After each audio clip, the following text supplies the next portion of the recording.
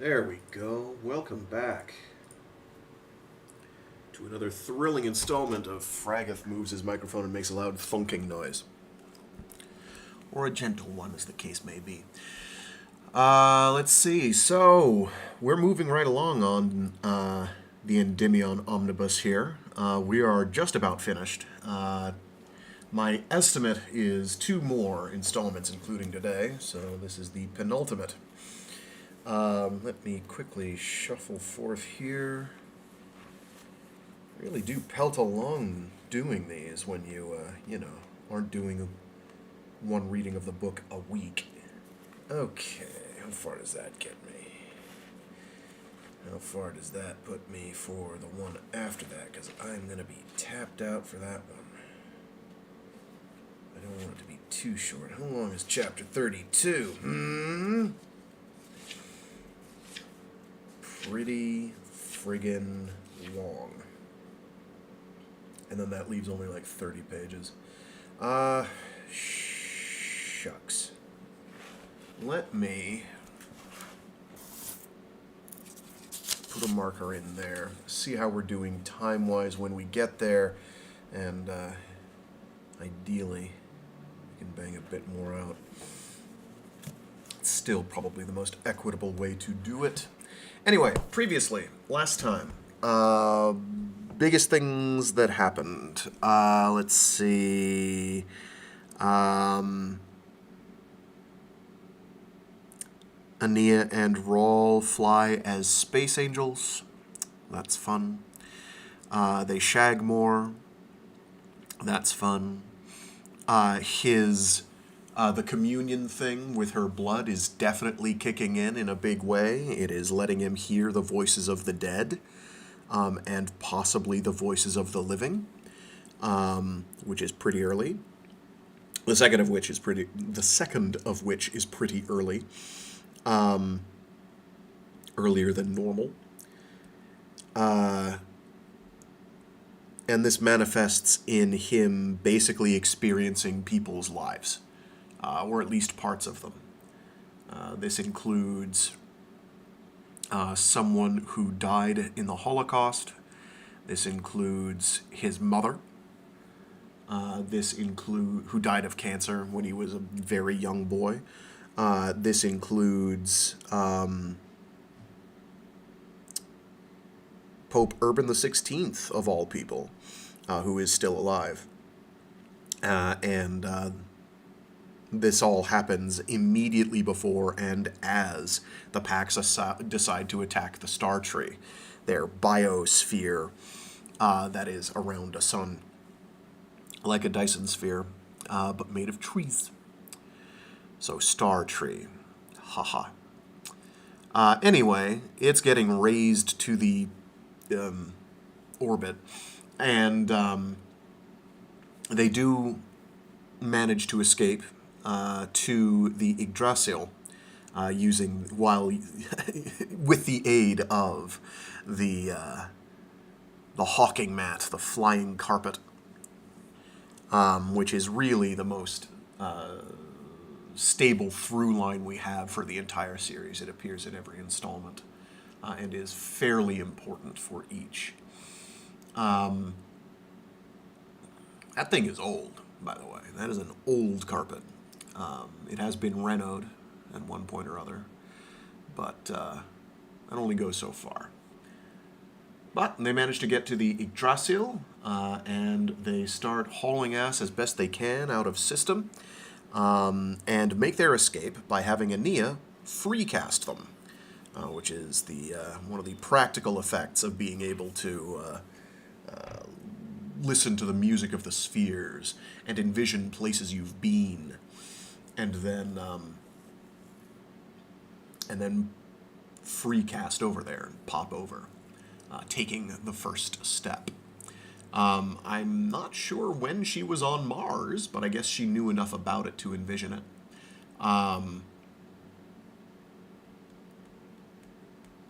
Yeah, and that's they drop off Colonel Kassad at Mars, and she basically says, you need to keep Old Earth system secured from the Pax, you need to keep Old Earth itself secured from the Pax, and you Gotta do literally whatever you've got to do to accomplish that. Do your thing. And his thing is presumably a certain degree of murder, which we've been warned is a difficult to risky proposition, because when you have consummated, no, what's the word? When you've drunk Aenea's blood, basically, and you get this weird empathic boost, you now feel the pain of those you kill. So it makes it awfully tough for you to go around murdering people. So it's his job is not going to be easy. I'm not sure where they're off to next, but we will find out. Anyway, things are moving along. They are coming to a head. So let me get some water in me, and we will proceed with more of The Rise of Endymion by Dan Simmons.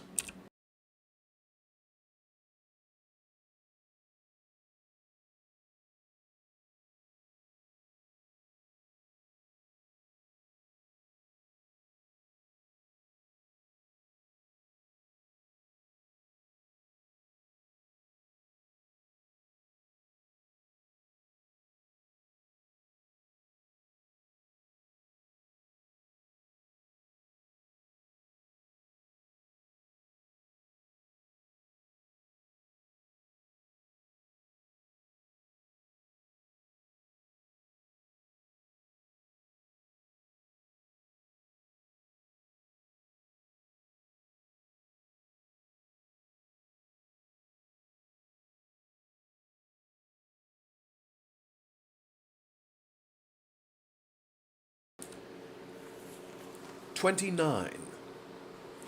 The Yggdrasil continued on. The Tree of Pain, its captain, the Templar true voice of the tree, Hetmastine, called it. I could not argue.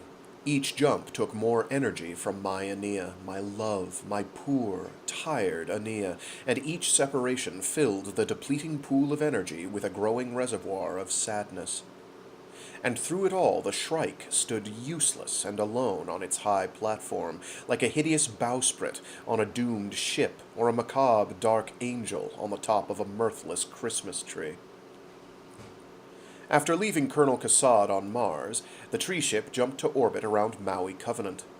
The world was in rebellion but deep within Pax space, and I expected hordes of Pax warships to rise up in challenge, but there was no attack during the few hours we were there.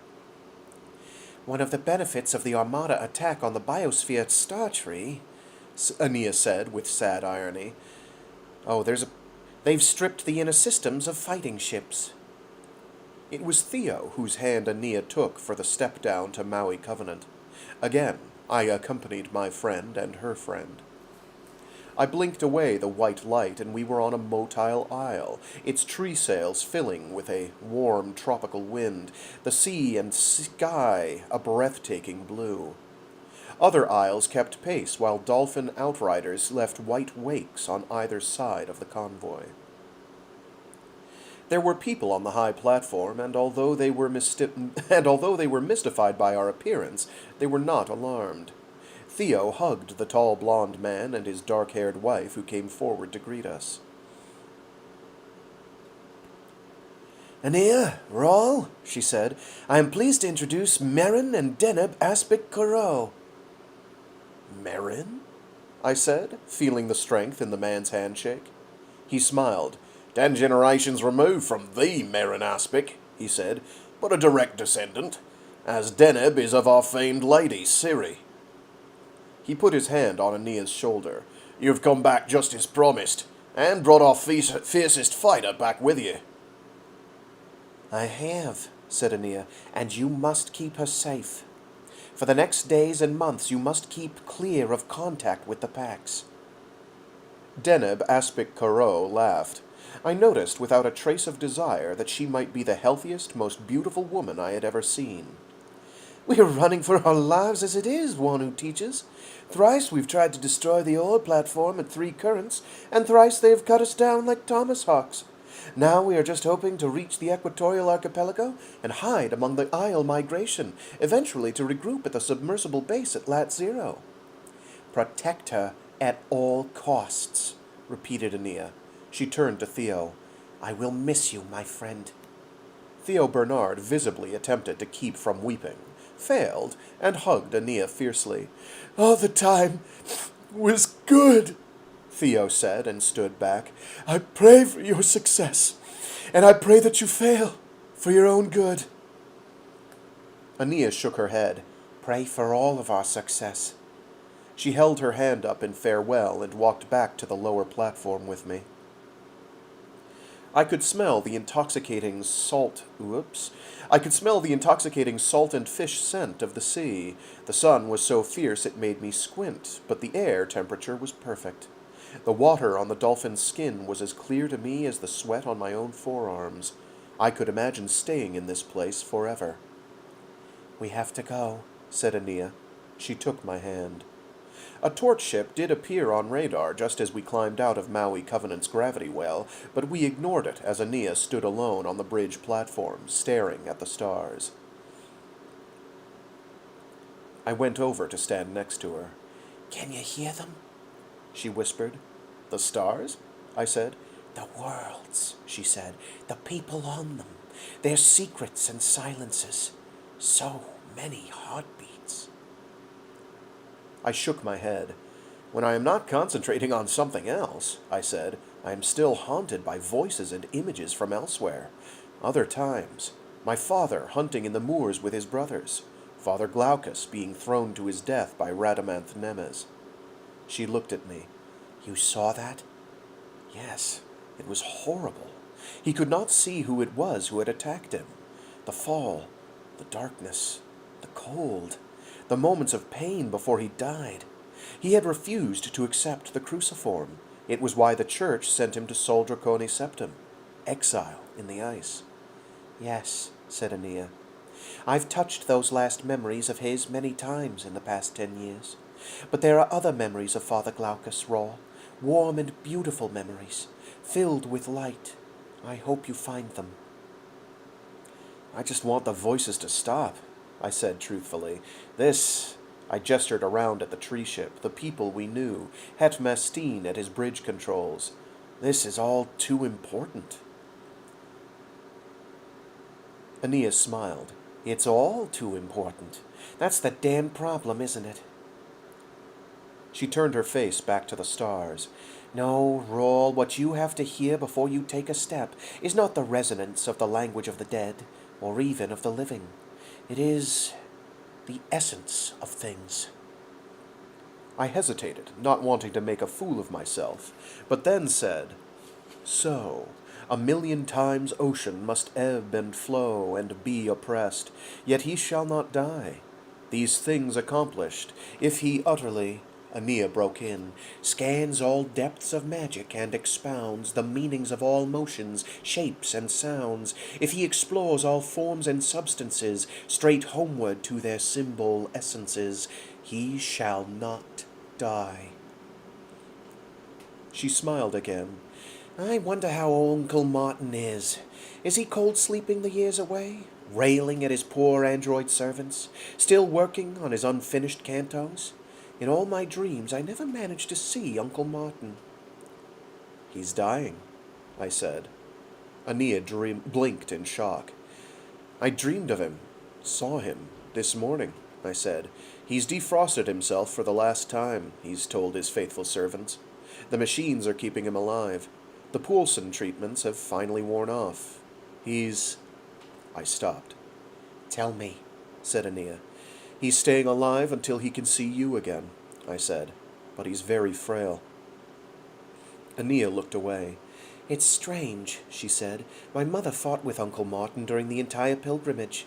At times they could have killed one another. Before she died, he was her closest friend. Now... She stopped, her voice thick. You'll just have to stay alive, kiddo, I said, my own voice strange. Stay alive, stay healthy, and go back to see the old man. You owe him that. Take my hand, Rawl.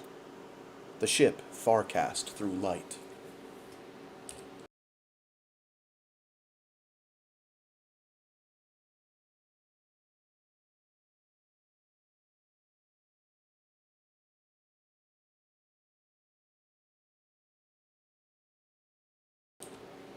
Around Tau Ceti Center, we were immediately attacked, not only by Pax ships, but by rebel torch ships fighting for the planetary secession started by the ambitious female Archbishop, Aquila Silvasky.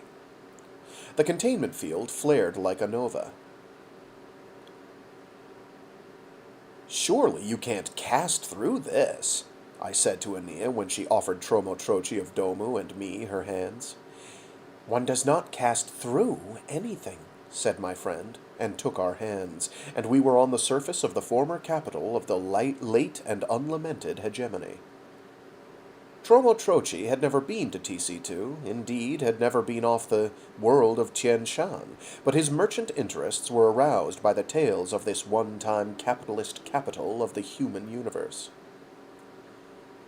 "It is a pity that I have nothing to trade," said the clever trader. "In 6 months on so fecund a world, I would have built a commercial empire." Aenea reached into the shoulder pack she had carried and lifted out a heavy bar of gold. "This should get you started," she said, "but remember your true duties here." Holding the bar, the little man bowed. "I will never forget one who teaches. I have not suffered to learn the language of the dead to no avail." "Just stay safe for the next few months," said Aenea, "and then, I am confident, you will be able to afford transport to any world you choose." "I would come to wherever you are, Aenea," said the trader with the only visible show of emotion I had ever seen from him, "and I would pay all of my wealth, past, future, and fantasized, to do so." I had to blink at this. It occurred to me for the first time that many of Aenea's disciples might be, probably were, a little bit in love with her, as well as very much in awe of her. To hear it from this coin-obsessed merchant, though, was a shock. Aenea touched his arm. "Be safe and stay well." The Yggdrasil was still under attack when we returned. It was under attack when Aenea cast us away from the Tau Ceti system. The inner city world of Lucis was much as I remembered it from my brief sojourn there, a series of hive towers above the vertical canyons of gray metal. George Sarong and Jigme Norbu bade us farewell there. The stocky, heavily muscled George, weeping as he hugged Aenea, might have passed for an average Lucian in dim light, but the skeletal Jigme would stand out in the hive-bound crowds. But Lucis was used to off-worlders, and our two foremen would do well as long as they had money. But Lucis was one of the few Pax worlds to have returned to universal credit cards, and Aenea did not have one of these in her backpack. A few minutes after we stepped from the empty Dregs Hive corridors, however, 7 figures in crimson cloaks approached. I stepped between Aenea and these ominous figures, but rather than attack, the 7 men went to their knees on the greasy floor, bowed their heads, and chanted, "Blessed be she! Blessed be the source of our salvation! Blessed be the instrument of our atonement! Blessed be the fruit of our reconciliation! Blessed be she!" "The Shrike cult," I said stupidly. "I thought they were gone, wiped out during the fall." "We prefer to be referred to as the Church of the Final Atonement," said the first man, rising from his knees, but still bowing in Aenea's direction. "And no, we were not wiped out, as you put it, merely driven underground. Welcome, Daughter of Light. Welcome, Bride of the Avatar." Aenea shook her head with visible impatience. "I am bride of no one, Bishop Duruyen. These are the 2 men I have brought to entrust to your protection for the next 10 months. The bishop in red bowed his bald head. "Just as your prophecies said, Daughter of Light." "Not prophecies," said Aenea. "Promises." She turned and hugged George and Jigme a final time. "Will we see you again, Architect?" said Jigme. "I cannot promise that," said Aenea, "but I do promise that if it is in my power, we will be in contact again." I followed her back to the empty hall in the dripping corridors of Dreg's Hive, where our departure would not seem so miraculous as to add to the Shrike cult's already fertile canon.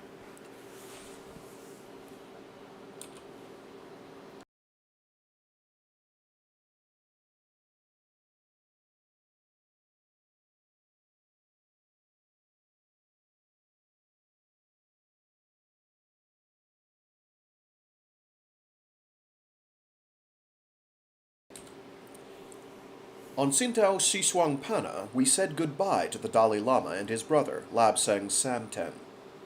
Labsang wept. The boy Lama did not. The local people's Mandarin dialect is atrocious, said the Dalai Lama. But they will understand you, Your Holiness, said Aenea, and they will listen. But you are my teacher, said the boy, his voice near anger. How can I teach them without your help? I will help, said Aenea. I will try to help.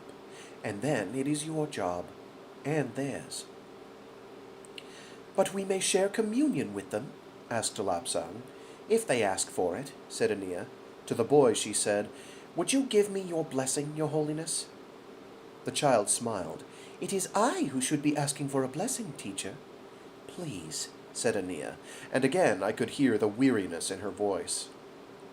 The Dalai Lama bowed and, with his eyes closed, said, This is from the prayer of Kuntu Sangpo, as revealed to me through the vision of my Turton in a previous life. Ho, the phenomenal world and all existence, samsara and nirvana, all has one foundation, but there are two paths and two results, displays of both ignorance and knowledge. Through Kuntu Sangpo's aspiration, in the palace of the primal space of emptiness, let all beings attain perfect consummation and Buddhahood. The universal foundation is unconditioned, spontaneously arising, a vast immanent expanse, beyond expression, where neither samsara nor nirvana exist. Knowledge of this reality is Buddhahood, while ignorant beings wander in samsara. Let all sentient beings of the three realms attain knowledge of the nature of the ineffable foundation. Aenea bowed toward the boy. The palace of the primal space of emptiness, she murmured. How much more elegant than my clumsy description of the void which binds. Thank you, Your Holiness. The child bowed. Thank you, Reverend Teacher. May your death be more quick and less painful than we both expect. Aenea and I returned to the tree ship. What did he mean? I demanded, both of my hands on her shoulders. Death more quick and less painful. What the hell does that mean? Are you planning to be crucified? Does this goddamn Messiah impersonation have to go to the same bizarre end? Tell me, Aenea! I realized that I was shaking her. Shaking my dear friend, my beloved girl. I dropped my hands. Aenea put her arms around me. Just stay with me, Rawl. Stay with me as long as you can. I will, I said, patting her back. I swear to you I will.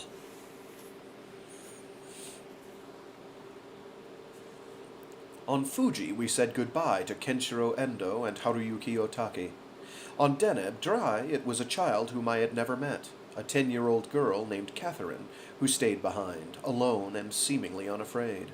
On Sol Draconi Septum, that world of frozen air and deadly wraiths where Father Glaucus and our Chitchatuk friends had been foully murdered, the sad and brooding scaffold rigger, Rimsey Kippup, volunteered, almost happily, to be left behind. On Nevermore, it was another man I had not had the privilege of meeting, a soft-spoken, elderly gentleman who seemed like Martin Silenus's kindlier younger brother. On God's Grove, where A. Betic had lost part of his arm 10 standard years earlier, the 2 Templar lieutenants of Het Mastine cast down with Aenea and me and did not return. On Hebron, empty now of its Jewish settlers but filled instead with good Christian colonists sent there by the Pax, the Seneschai Aluit empaths, Liun and Uial, cast down to say goodbye to us on an empty desert evening where the rocks still held the daytime's glow. On Parvati, the usually happy sisters Kukusei and Kesei wept and hugged the both of us goodbye. On Asquith, a family of 2 parents and their 5 golden-haired children stayed behind. Above the white cloud swirl and blue ocean world of Mare Infinitus, a world whose mere name haunted me with memories of pain and friendship, Aenea asked Sergeant Gregorius if he would cast down with her to meet the rebels and support her cause. "And leave the captain?" asked the giant, obviously shocked by the suggestion. Desoya stepped forward. "There is no more captain, Sergeant, my dear friend. Only this priest without a church. And I suspect that we would do more good now apart than together. Am I right, Aenea? My friend nodded. I had hoped that Loma would be my representative on Mare Infinitus, she said. The smugglers and rebels and lantern-mouth hunters on this world would respect a man of strength. But it will be difficult and dangerous. The rebellion still rages here, and the Pax takes no prisoners. "'Tis not the danger that I object to," cried Gregorius. "I'm willing to die the true death 100 times over for a good cause." I know that, Sergeant, said Aenea. The giant looked at his former captain and then back to Aenea. "Lass, I know you do not like to tell the future, even though we know you spy it now and then. But tell me this, is there a chance of a reunion with my captain?" Yes, said Aenea, and with some you thought dead, such as Corporal Key. "Then I'll go. I'll do your will. I may not be of the Corps Helvetica anymore, but the obedience they taught me runs deep." It's not obedience we ask now, said Father de Soya. It is something harder and deeper. Sergeant Gregorius thought a moment. "Aye," He said at last, and turned his back on everyone a moment. "Let's go, lass," he said, holding out his hand for Aenea's touch. We left him on an abandoned platform somewhere in the South Littoral, but Aenea told him that submersibles would put in there within a day.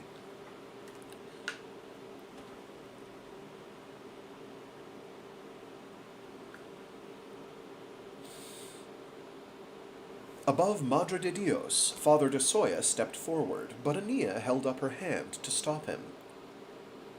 "Surely this is my world," said the priest. "I was born here. My diocese was here. I imagine that I will die here." "Perhaps," said Aenea, "but I need you for a more difficult place and a more dangerous job, Federico." "Where is that?" said the sad-eyed priest. "Pacem," said Aenea, "our last stop." I stepped closer. "Wait, kiddo," I said. "I'm going with you to Pacem if you insist on going there. You said that I could stay with you." My voice sounded querulous and desperate even to me. "Yes," said Aenea, touching my wrist with her cool fingers, "but I would like Father de Soya to come with us when it is time." The Jesuit looked confused and a bit disappointed, but he bowed his head. Evidently, obedience ran even deeper in the Society of Jesus than it did in the Corps Helvetica. In the end, the Tianshan bamboo worker Wojtek Meyer and his new fiancée, the brickmaker Vicky Grossley, volunteered to stay on Madre de Dios. On Freeholm, we said goodbye to Janusz Kurczyka. On Castrop Rousel, recently re-terraformed and settled by the Pax, it was the soldier Jigme Paring who volunteered to find the rebel population. Above Parsimony, while Pax warships turned the containment field into a torrent of noise and light, a woman named Helen Dean O'Brien stepped forward and took Aenea's hand. On Esperance, Aenea and I bid farewell to the former mayor of Jokung, Charles Chikyap Kempo. On Grass, standing shoulder-high in the yellow world prairie,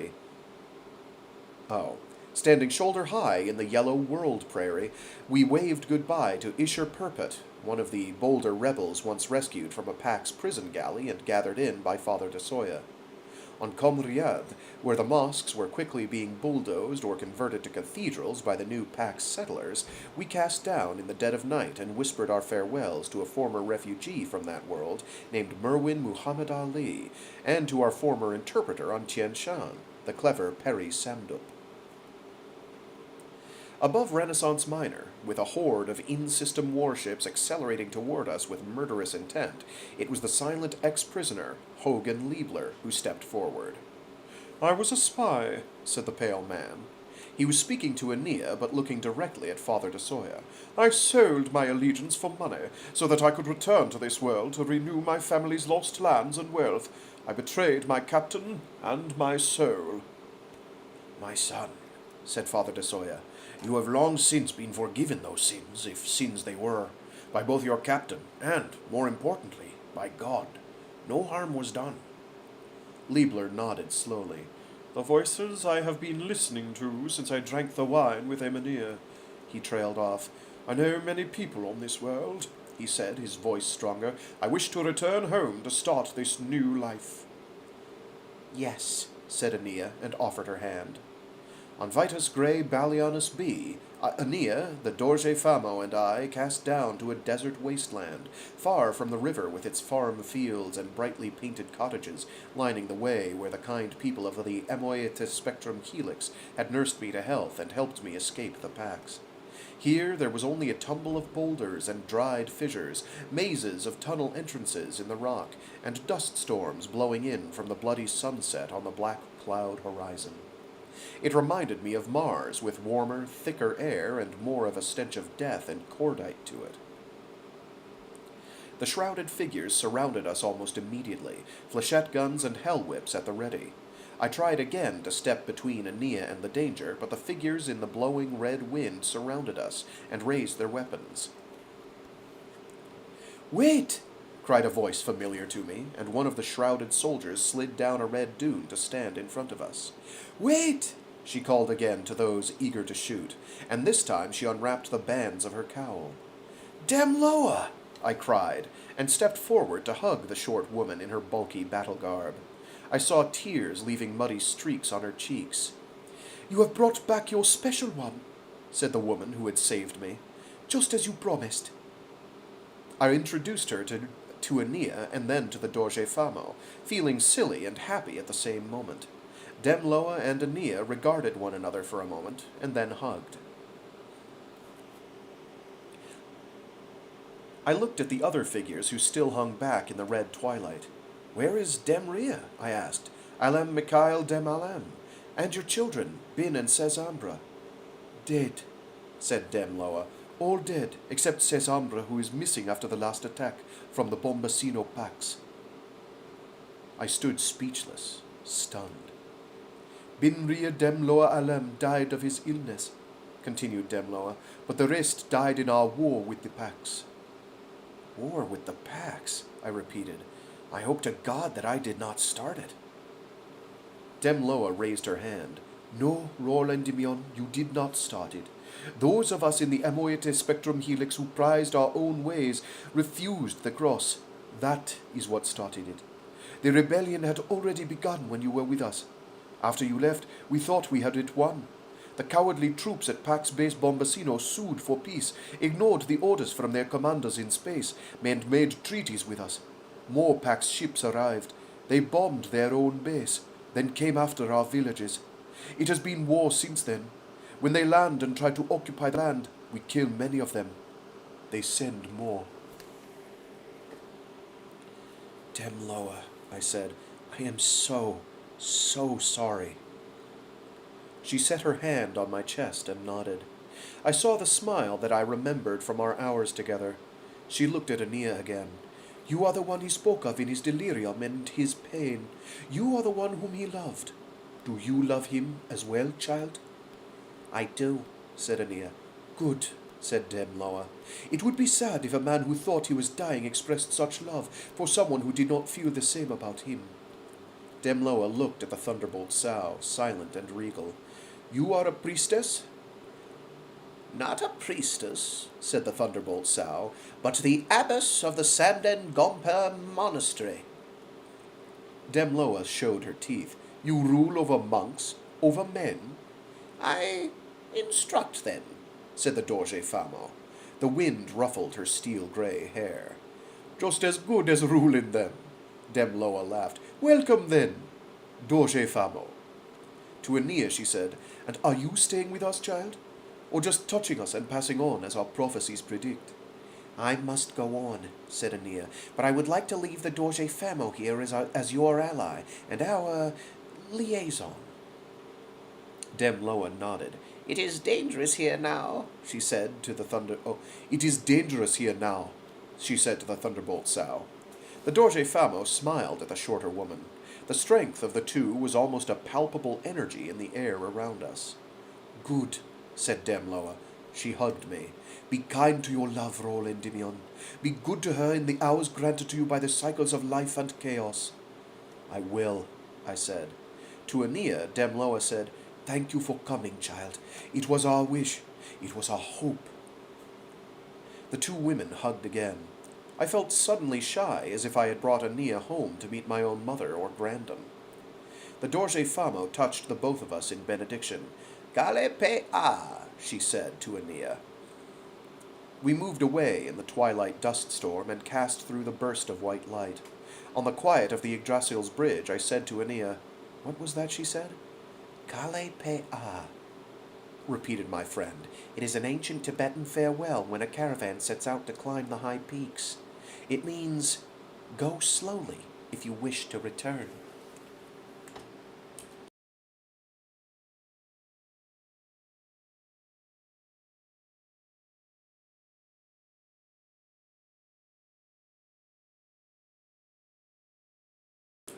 Hey, Kazong, long time no see. Thanks for tuning in, man.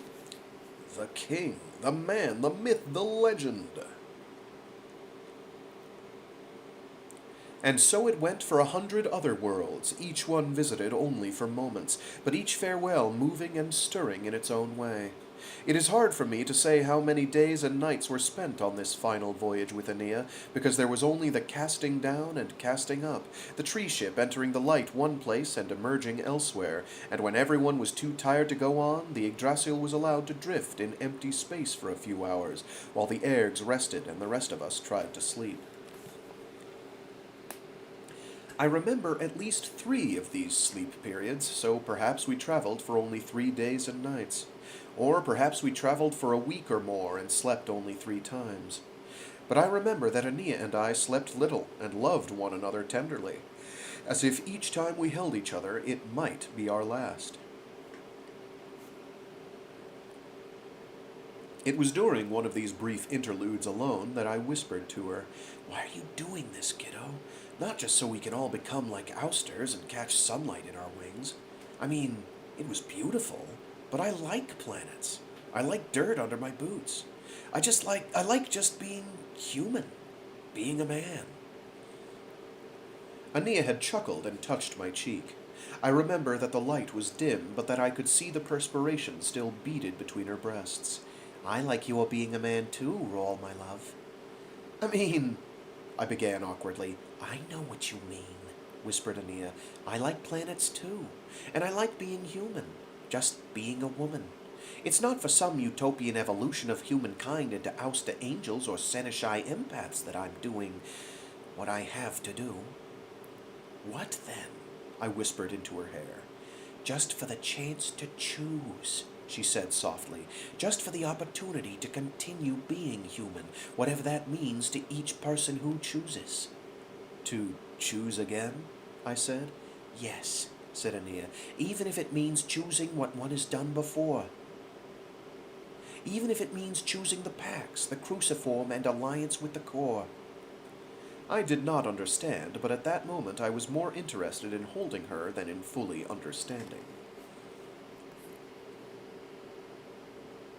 After moments of silence, Aenea said, "Rawl, I also love the dirt under my boots, the sound of the wind in the grass. Would you do something for me?" "Anything," I said fiercely.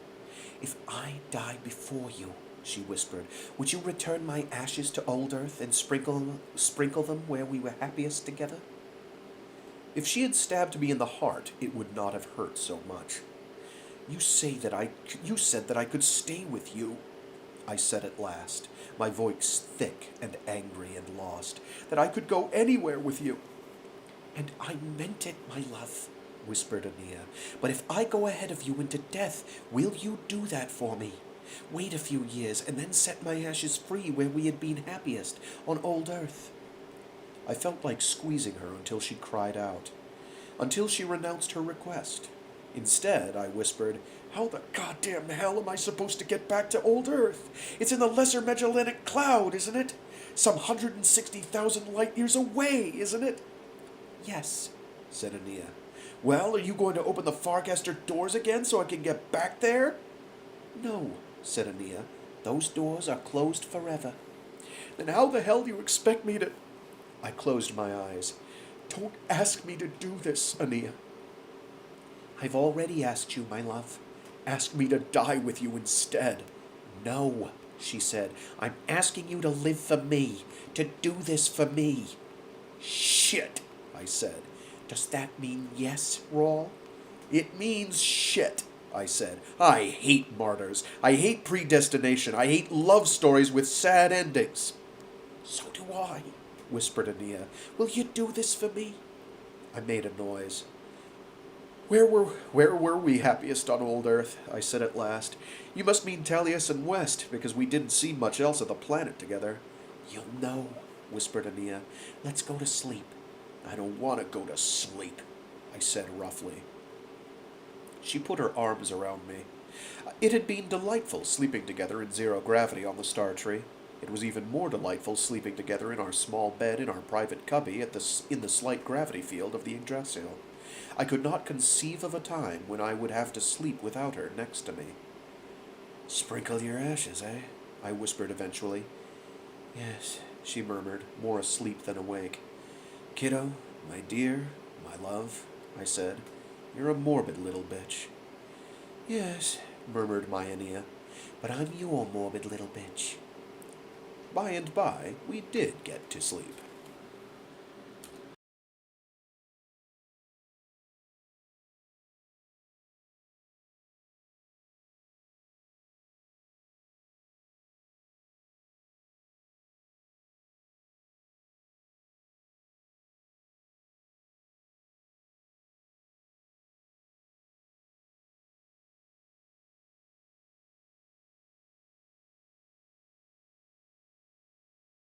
Sorry about that. Just having to straighten myself out. There's going to be a couple times in either today or the next time we read where I'm going to fall apart and blubber a bit.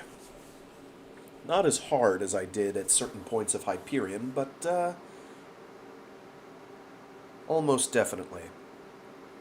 It's the pathos!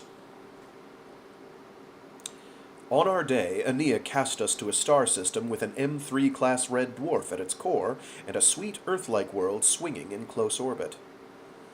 No, said Rachel as our small group stood on Hetmastein's bridge.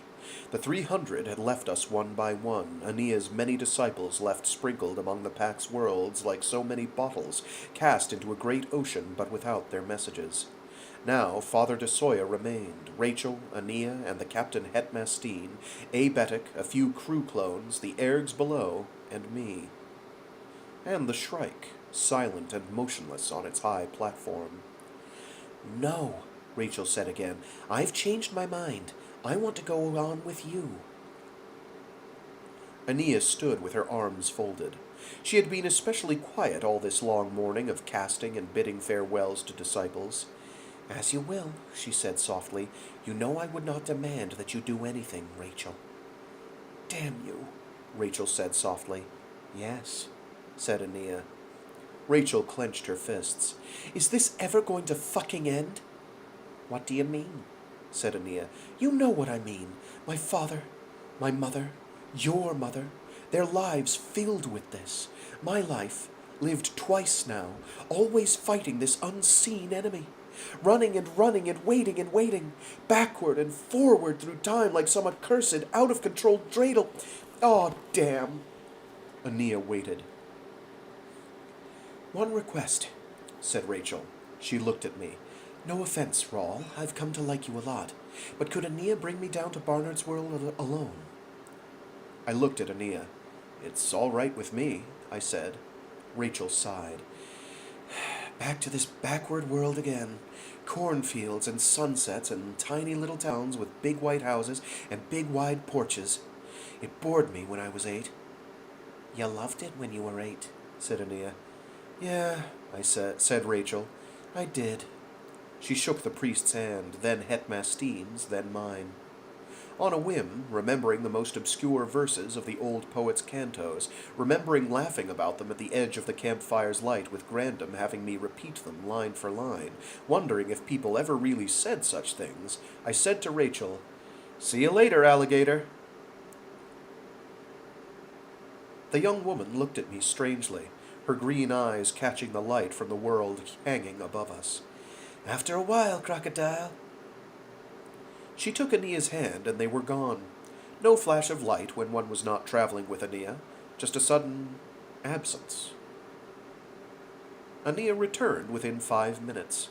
Hetmastein stepped back from the control circle and folded his hands in the sleeves of his robe. One who teaches? Pacem system, please, true voice of the tree, Hetmastine. The Templar did not move. You know, dear friend and teacher, that by now the Pax will have recalled half of their fighting ships to the Vatican's home system. Aenea looked up and around at the gently rustling leaves of the beautiful tree on which we rode. A kilometer behind us, the glow of the fusion drive was pushing us slowly out of Barnard's world's gravity well. No Pax ships had challenged us here. Will the eggs be able to hold the fields until we get close to Pacem? She asked. The captain's small hands came out of the sleeves of his robe and gestured, palms up. It is doubtful. They are exhausted. The toll these attacks have taken on them. I know, Aenea said, and I am very sorry. You need only be in system for a minute or two. Perhaps if you accelerate now and are ready for full drive maneuvers when we appear in Pacem system, the tree ship can cast out before the fields are overwhelmed. We will try, said Hetmastine, but be prepared to cast away immediately. The life of the tree ship may be measured in seconds after we arrive. First, we have to send the consul's ship away, said Aenea. We will have to do it now, here. Just a few moments, Hetmastine. The Templar nodded and went back to his displays and touch panels. Oh, no, I said when she turned to me. I'm not going to Hyperion in the ship. Aenea looked surprised. You thought that I was sending you away after I said that you could accompany me? I folded my arms. We've visited most of the Pax and Outback worlds, except Hyperion. Whatever you're planning, I can't believe that you'll leave our homeworld out of it. I'm not going to, said Aenea, but I'm also not casting us there. I did not understand. Aebetic, said Aenea, the ship should be about ready to depart. Do you have the letter I wrote to Uncle Martin? I do, Aenea, said the android. The blue-skinned man did not look happy, but neither did he look distressed. Please give him my love, said Aenea. Wait, I said. Aebetic is your envoy to Hyperion? Aenea rubbed her cheek. I sensed that she was more exhausted than I could imagine, but saving her strength for something important yet to come. My envoy? She said. You mean like Rachel and Theo and the Dorje Famo and George and Jigme? Yeah, I said, and the 300 others. No, said Aenea. Aebetic will not be my envoy to Hyperion. Not in that sense. And the consul's ship has a deep time debt to pay. Via Hawking Drive. It and Aebetic will not arrive for months of our time. Then who is the envoy, the liaison on Hyperion?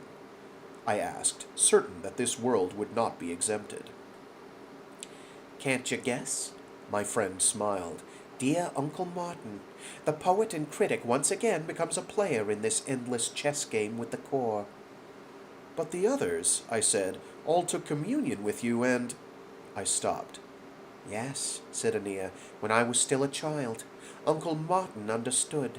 He drank the wine. It was not hard for him to adapt. He has been hearing the language of the dead and of the living for centuries in his own poet's way. It is how he came to write the cantos in the first place. Why he thought the Shrike was his muse. So why is Aebetic taking the ship back there? I said. Just to bring your message? More than that, said Aenea. If things work out, we will see. She hugged the android, and he awkwardly patted her back with his one hand.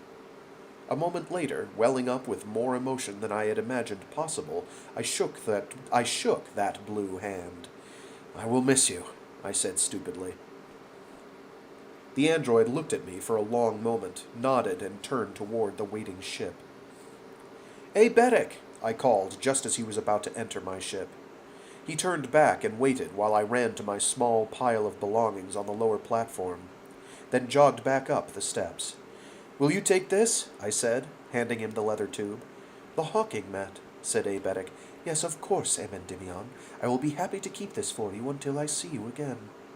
And if we don't see each other again, I said, and paused. I was about to say, please give it to Martin Silenus, but I knew from my own waking visions that the old poet was near death.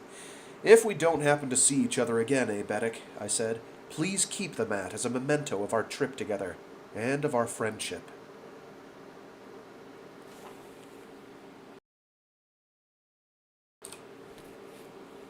Beddock looked at me for another quiet moment, nodded again, and went into the consul's ship. I half expected the ship to say its goodbyes, filled with malapropisms and misinformation, but it simply conferred with the tree ship's ergs, rose silently on repellers until it cleared the containment field, and then moved away on low thrusters until it was a safe distance from us. Its fusion tail was so bright that it made my eyes water as I watched it accelerate out and away from Barnard's world and the Yggdrasil.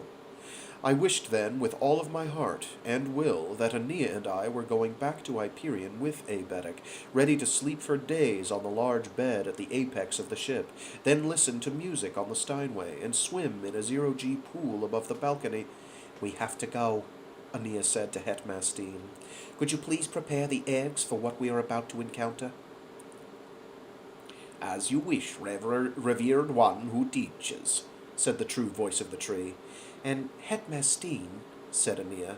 The Templar turned and waited for further orders. "Thank you, Hetmastine," she said, "on behalf of all those voyages... on behalf of all of those who traveled with you on this voyage, and all those who will tell of your voyage for generations to come. Thank you, Hetmastine."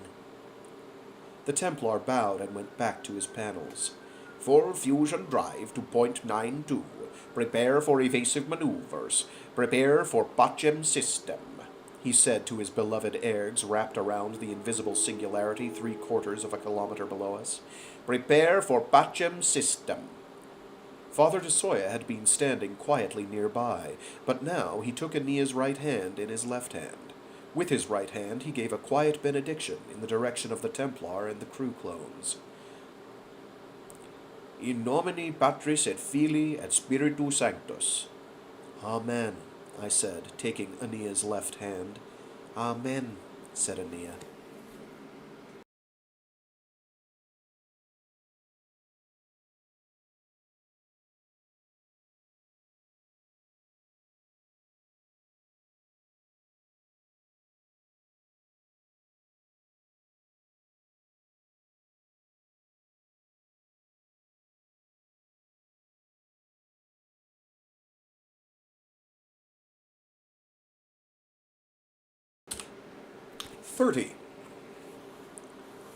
They hit us less than 2 seconds after we cast into the system, the torch ships and archangels converging fire on us much as the rainbow sharks had once converged on me in the seas of Mare Infinitus.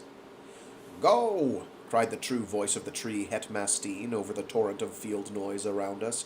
"The ergs are dying. The containment field will drop in seconds. Go! May the Muir guide your thoughts. Go!"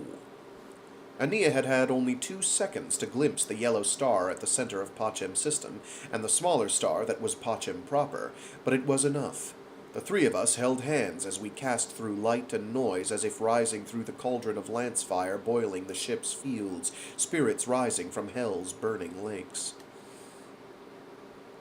The light faded and then resumed as diffuse sunlight. It was cloudy above the Vatican, chilly, almost wintry, and a light, cool rain fell on cobblestone streets. Aenea had dressed this day in a soft tan shirt, a brown leather vest, and more formal black trousers than I was used to seeing her wear. Her hair was brushed back and held in place by 2 tortoiseshell barrettes. Her skin looked fresh and clean and young, and her eyes, so tired in recent days, were bright and calm. She still held my hand as the 3 of us turned to look at the streets and people around us. We were at the edge of an alley looking on to a wide boulevard. Small groups of people, men and women in formal black, groups of priests, flocks of red umbrellas. Flocks of nuns, sorry, skipped a line. Flocks of nuns, a row of children in tow behind 2 nuns, everywhere black and red umbrellas, moved to and fro on the pedestrian walkways while low, black ground cars glided silently down the streets. I caught a glimpse of bishops and archbishops in the back seats of the ground cars, their visages distorted by beads and rivulets of rain on the cars' bubbled tops. No one seemed to be taking any notice of us or our arrival. Aenea was looking up toward the low clouds. "The Yggdrasil just cast out of system. Did either of you feel it?" I closed my eyes to concentrate on the dream flow of voices and images that were ever under the surface there now. There was an absence. A vision of flame as the outer branches began to burn. "The fields collapsed just as they cast away," I said. "How did they cast without you, Aenea?" I saw the answer as soon as I had verbalized the question. "The Shrike," I said. "Yes." Aenea was still holding my hand. The rain was cold on us, and I could hear it gurgling down gutters and drain pipes behind us. She spoke very quietly. "The Shrike will carry the Yggdrasil and the true voice of the tree away through space and time, to his destiny." I remembered bits of the cantos. The tree ship burning as the pilgrims watched from the sea of grass shortly before Hetmastine had mysteriously disappeared with the Shrike during the Windwagon crossing. Then the Templar reappearing in the presence of the Shrike some days later near the Valley of the Time Tombs, dying from his wounds shortly after that, his tale the only one of the 7 pilgrims not to be told on the voyage. The Hyperion pilgrims, Colonel Cassad, the hegemony consul, Saul, Rachel's father, Braun Lamia, Aenea's mother, the Templar Hetmastine, Martin Silenus, Father Hoyt, the current pope, all at a loss to explain events at the time. For me as a child, just old words from a myth. Verses about strangers, how they must have thought their efforts and adventures over, only to have to pick up their burdens again. How often, I realized now as an adult in my standard 30s, how often that is the case in all of our lives. "See that church across the street?" said Father de Soya. I had to shake my head to focus on the now and to ignore the thoughts and voices whispering to me. "Yeah," I said, wiping the rain from my brow. "Is that St. Peter's Basilica?" "No," said the priest. "That is St. Anne's Parish Church, and the entrance to the Vatican next to it is the Porta Santa Anna. The main entrance to St. Peter's Square is down the boulevard there, and around those colonnades." "Are we going to St. Peter's Square?" "Oh, are we going to St. Peter's Square?" I asked Aenea. "Into the Vatican?" "Let's see if we can," she said. "Let's see if we can," she said. We started down the pedestrian walkway, just a man and a younger woman walking with a priest on a cool, rainy day. Across the street from us was a sign indicating that the imposing windowless structure there was the barracks for the Swiss Guard. Troopers from that barracks in formal Renaissance-era black cloaks, white ruffled collars, and yellow and black leggings stood holding pikes at the Porta Sant'Anna and at the intersections. While Pax security police in no-nonsense black impact armor manned roadblocks and floated overhead in black skimmers. St. Peter's Square was closed off to foot traffic except for several security gates where guards were carefully checking passes and chipcard IDs. "We won't get through there," said Father de Soya. It was dark enough that the lights had come on atop Bernini's colonnade to illuminate statuary and the stone papal coat of arms there. Coats of arms, plural. The priest pointed to 2 windows glowing above the colonnade and to the right of St. Peter's facade topped by statues of Christ, John the Baptist, and the Apostles. "Those are the Pope's private offices." "Just a rifle shot away," I said, although I had no thoughts of attacking the Pope. Father de Soya shook his head. "Glass 10 containment field." He glanced around. Much of the pedestrian traffic had passed through the security gates into St. Peter's Square, and we were becoming more obvious on the street. "We're going to get our ID checked if we don't do something," he said. "Is this level of security common?" asked Aenea. "No," said Father de Soya.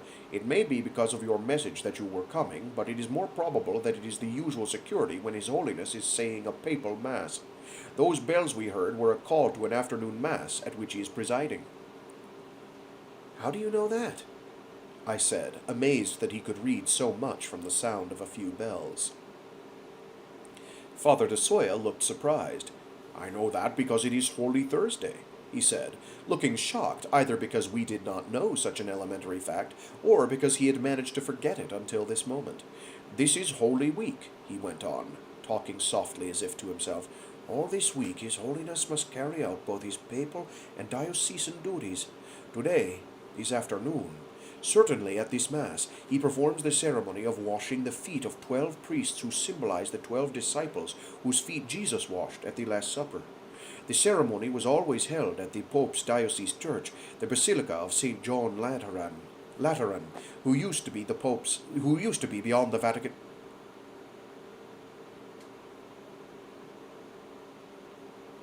Yeah, I kept flipping lines around, sorry. The ceremony was always held at the Pope's diocese church, the Basilica of St. John Lateran, which used to be beyond the Vatican walls, but ever since the Vatican was moved to Pacem, it's been held in St. Peter's Basilica.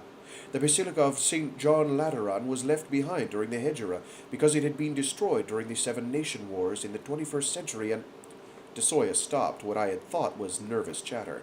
His face had gone blank in that way common to mild epileptics or deeply thoughtful people. Aenea and I waited. I admit that I was glancing with some anxiety toward the patrol of black-armored Pax security men moving toward us down the long boulevard. I know how we can get into the Vatican, said Father de Soya, and turned back toward an alley opposite the Vatican Boulevard. Good, said Aenea, following quickly. The Jesuit stopped suddenly. I think that I can get us in, he said, but I have no idea how to get us out. Just get us in, please, said Aenea.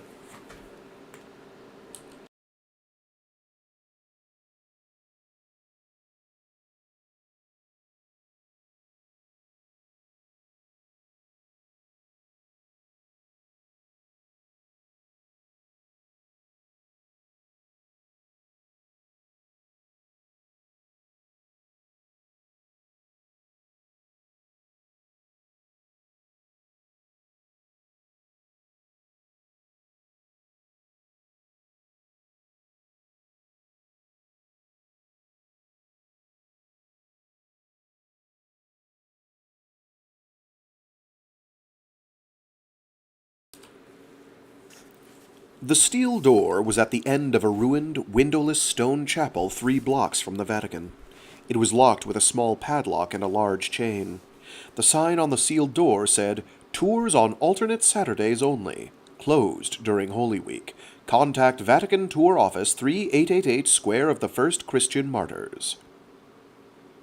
"Can you break this chain?" Father de Soya asked me.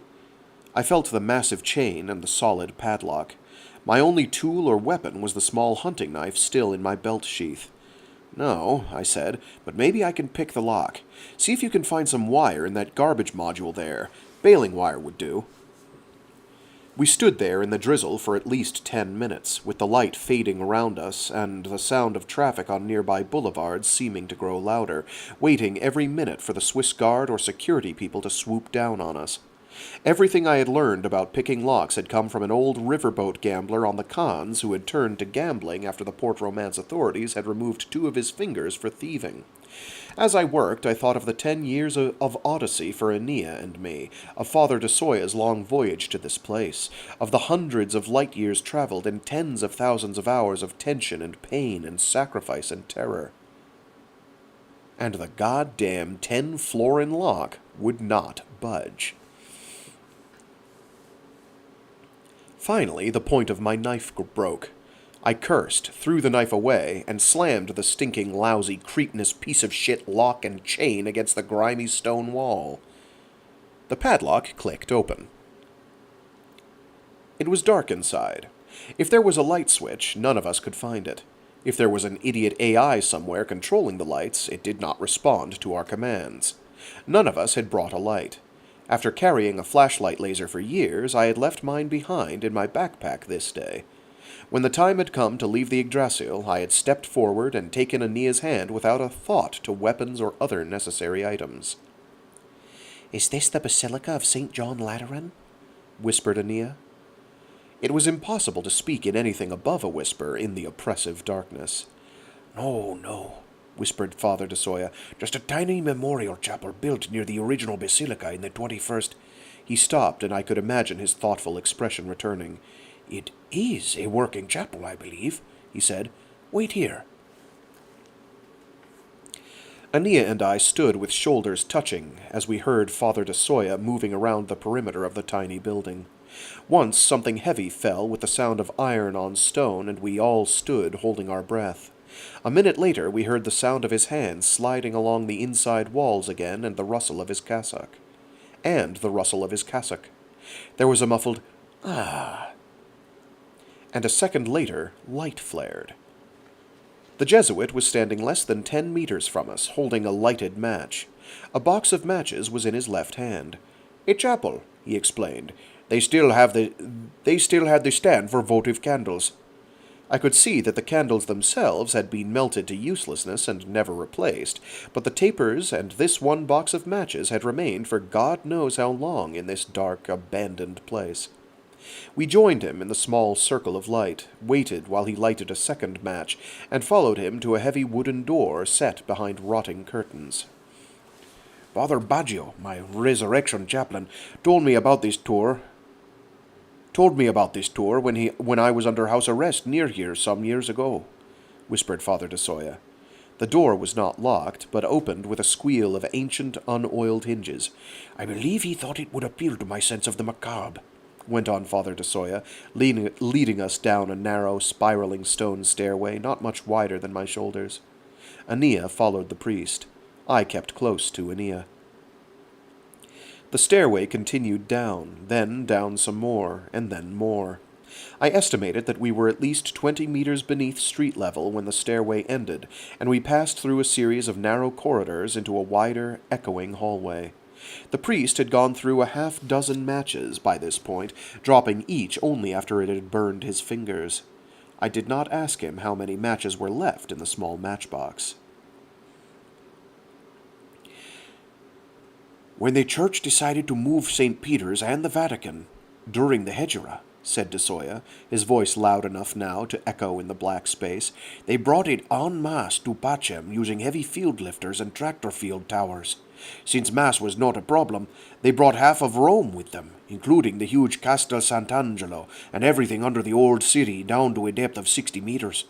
This was the 20th century subway system." Father de Soya began walking down what I realized was an abandoned railway platform. At places, the ceiling tiles had fallen in, and everywhere, except on a narrow pathway, there were centuries of dust, fallen rocks, broken plastic, unreadable signs lying in the grime, and shattered benches. We went down several corroded steel stairways, escalators halted more than a millennium ago, I realized, through a narrow corridor that continued downward along an echoing ramp, and then onto another platform. At the end of this platform, I could see a fiberplastic ladder leading down to where the tracks had been, where the tracks still were under the layers of dust, rubble, and rust.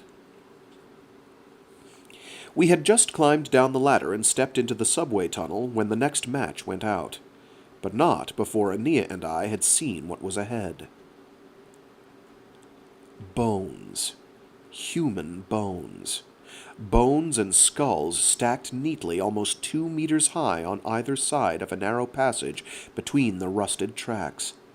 Great heaps of bones, the socket ends out, skulls neatly placed at meter intervals or arranged in geometric designs within the knobbly walls of human bones.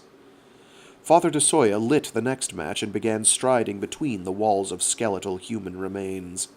The breeze of his motion flickered the tiny flame that he held aloft. "After the Seven Nations War in the early 21st century," he said, his voice at a normal conversational volume now, "the cemeteries of Rome were overflowing. There had been mass graves dug all around the suburbs of the city and in the large parks. It became quite a health problem, what with the global warming and constant flooding. All of the bio and chem warheads, you know. The subways had ceased to run anyway, so the powers that be authorized a removal of the remains and their reinterment in the old metro systems." This time, when the match burned out, we were in a section where the bones were stacked 5 layers high, each layer marked by a row of skulls, their white brows reflecting the light, but the sightless sockets indifferent to our passing. The neat walls of bones went back for at least 6 meters on either side, and rose to the vaulted ceiling 10 meters above us. In a few places, there had been a small avalanche of bones and skulls, and we had to pick our way over them carefully. Still, there was the crunching underfoot. We did not move during the interludes of darkness between matches, but waited quietly. There was no other noise, not the scurry of rats nor the drip of water. Only our breathing and soft words disturbed the silence here. "Oddly enough," said Father de Soya after we had gone another 200 meters, "they did not get the idea from Rome's ancient catacombs, which lie all about us here, but from the so-called catacombs of Paris, old quarry tunnels deep under that city.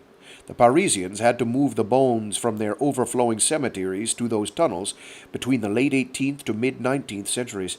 They found that they could easily accommodate 6 million dead in just a few kilometers of corridors. Ah, here we are." On our left, through an even narrower corridor of bones, was a path with a few boot marks in the dust, leading to another steel door, this one unlocked. It took all 3 of us to leverage the door open. The priest led the way down another set of rusting spiral stairs, to a depth I estimated at being at least 35 meters beneath the street above.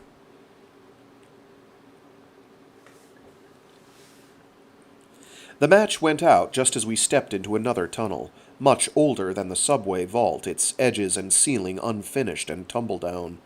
I had caught a glimpse of the side passages running off, of bones spilled haphazardly everywhere in the passages, of skulls upside down, of bits of rotted garments. "According to Father Baggio," whispered the priest, "this is where the real catacombs begin, the Christian catacombs which go back to the 1st century A.D. A new match flared. I heard a rattle in the matchbox that sounded like very few matches indeed. "This way, I would guess," said Father de Soya, and led us to his right. "We're under the Vatican now?" whispered Aenea a few minutes later. I could feel her impatience. The match flared and died.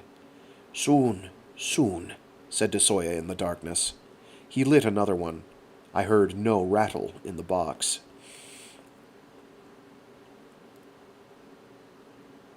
After another 150 meters or so, the corridor simply ended. There were no tumbled bones here, no skulls, only rough stone walls and a hint of masonry where the tunnel ended. The match went out. Aenea touched my hand as we waited in the darkness. "I am sorry," said the priest. "There are no more matches." I fought back the rise of panic in my chest. I was sure that I heard noises now, distant rat feet scurrying at the least, boots on stairs at the worst. "Do we backtrack?" I said, my whisper sounding far too loud in the absolute darkness. "I was sure that Father Baggio said that these catacombs to the north had once connected to the older ones under the Vatican," whispered Father de Soya. "Under St. Peter's Basilica, to be precise." "Well, it doesn't seem to—" I began and stopped. In the few seconds of light before the match had gone out, I had glimpsed the relative newness of the brick wall between stones, a few centuries old as opposed to the millennia since the stone had been cut away. I crawled forward, feeling ahead of me, until my fingers found stone, brick, loose mortar. "This was hastily done," I said, speaking with only the authority I had gained as an assistant landscape worker on the Beak Estates years and years before. "The mortar's cracked and some of the bricks have crumbled," I said, my fingers moving quickly. "Give me something to dig with. Damn, I wish I hadn't thrown away my knife." Aenea handed me a sharp-edged stick or branch in the dark, and I was digging away for several minutes before I realized that I was working with a thigh bone broken at one end.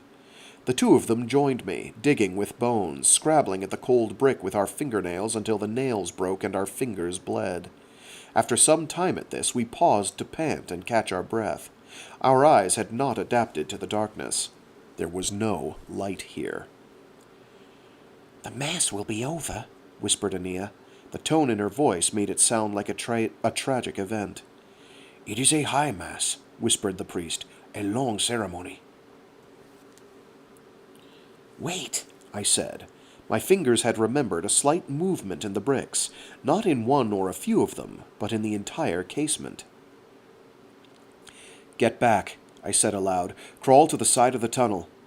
I backed up myself, but straight back, raised my left shoulder, lowered my head, and charged forward in a crouch, half expecting to bash my head on the stone and knock myself out. I hit the bricks with a mighty grunt and a shower of dust and small debris. The bricks had not fallen away, but I had felt them sag away from me. Aenea and Desoya joined me, and in another minute we had pushed loose the center bricks, tumbled the entire mass away from us.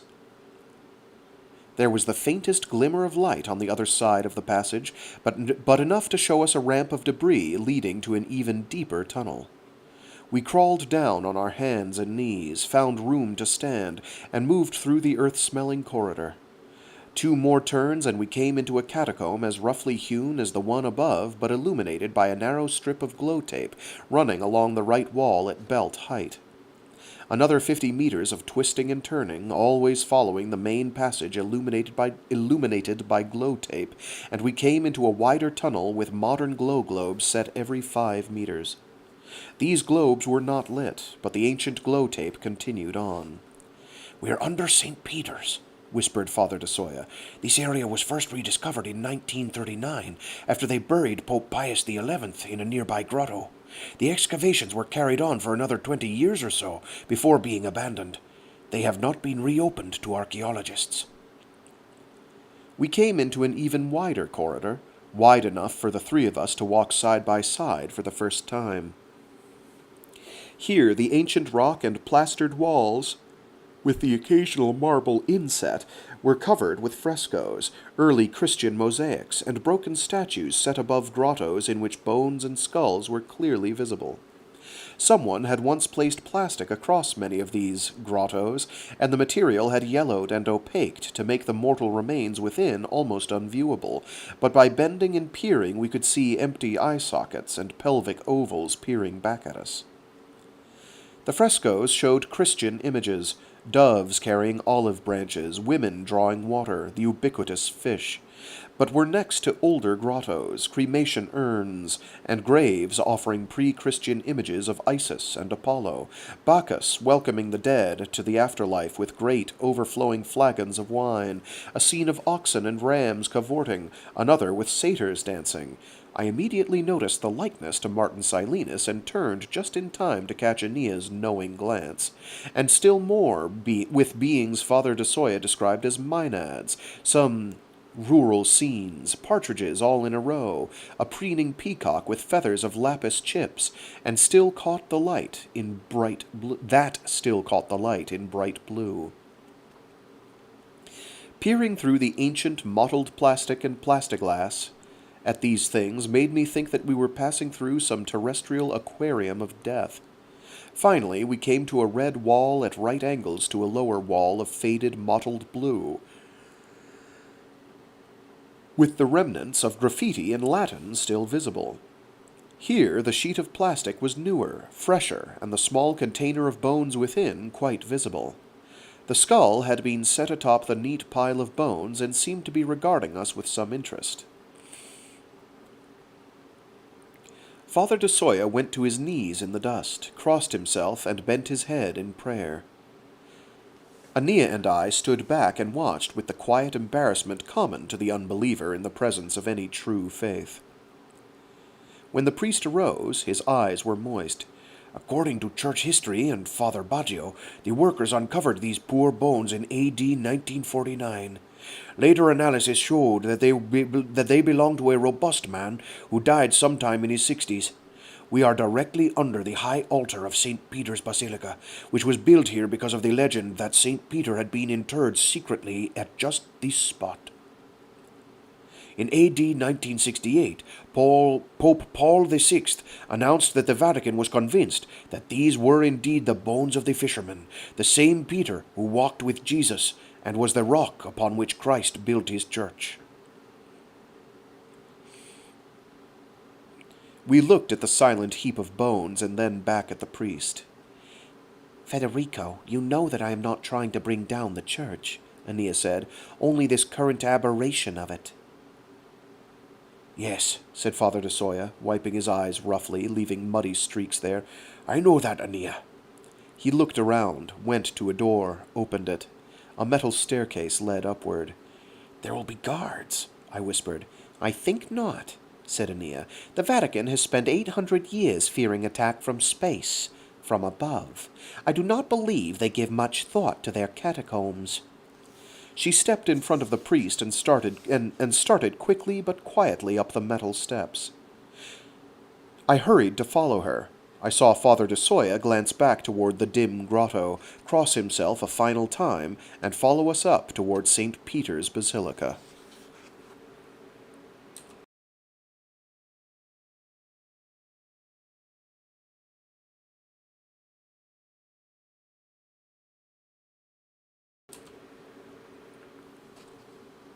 Oh, thanks for tuning in, Optical Antenna. No worries. Anytime.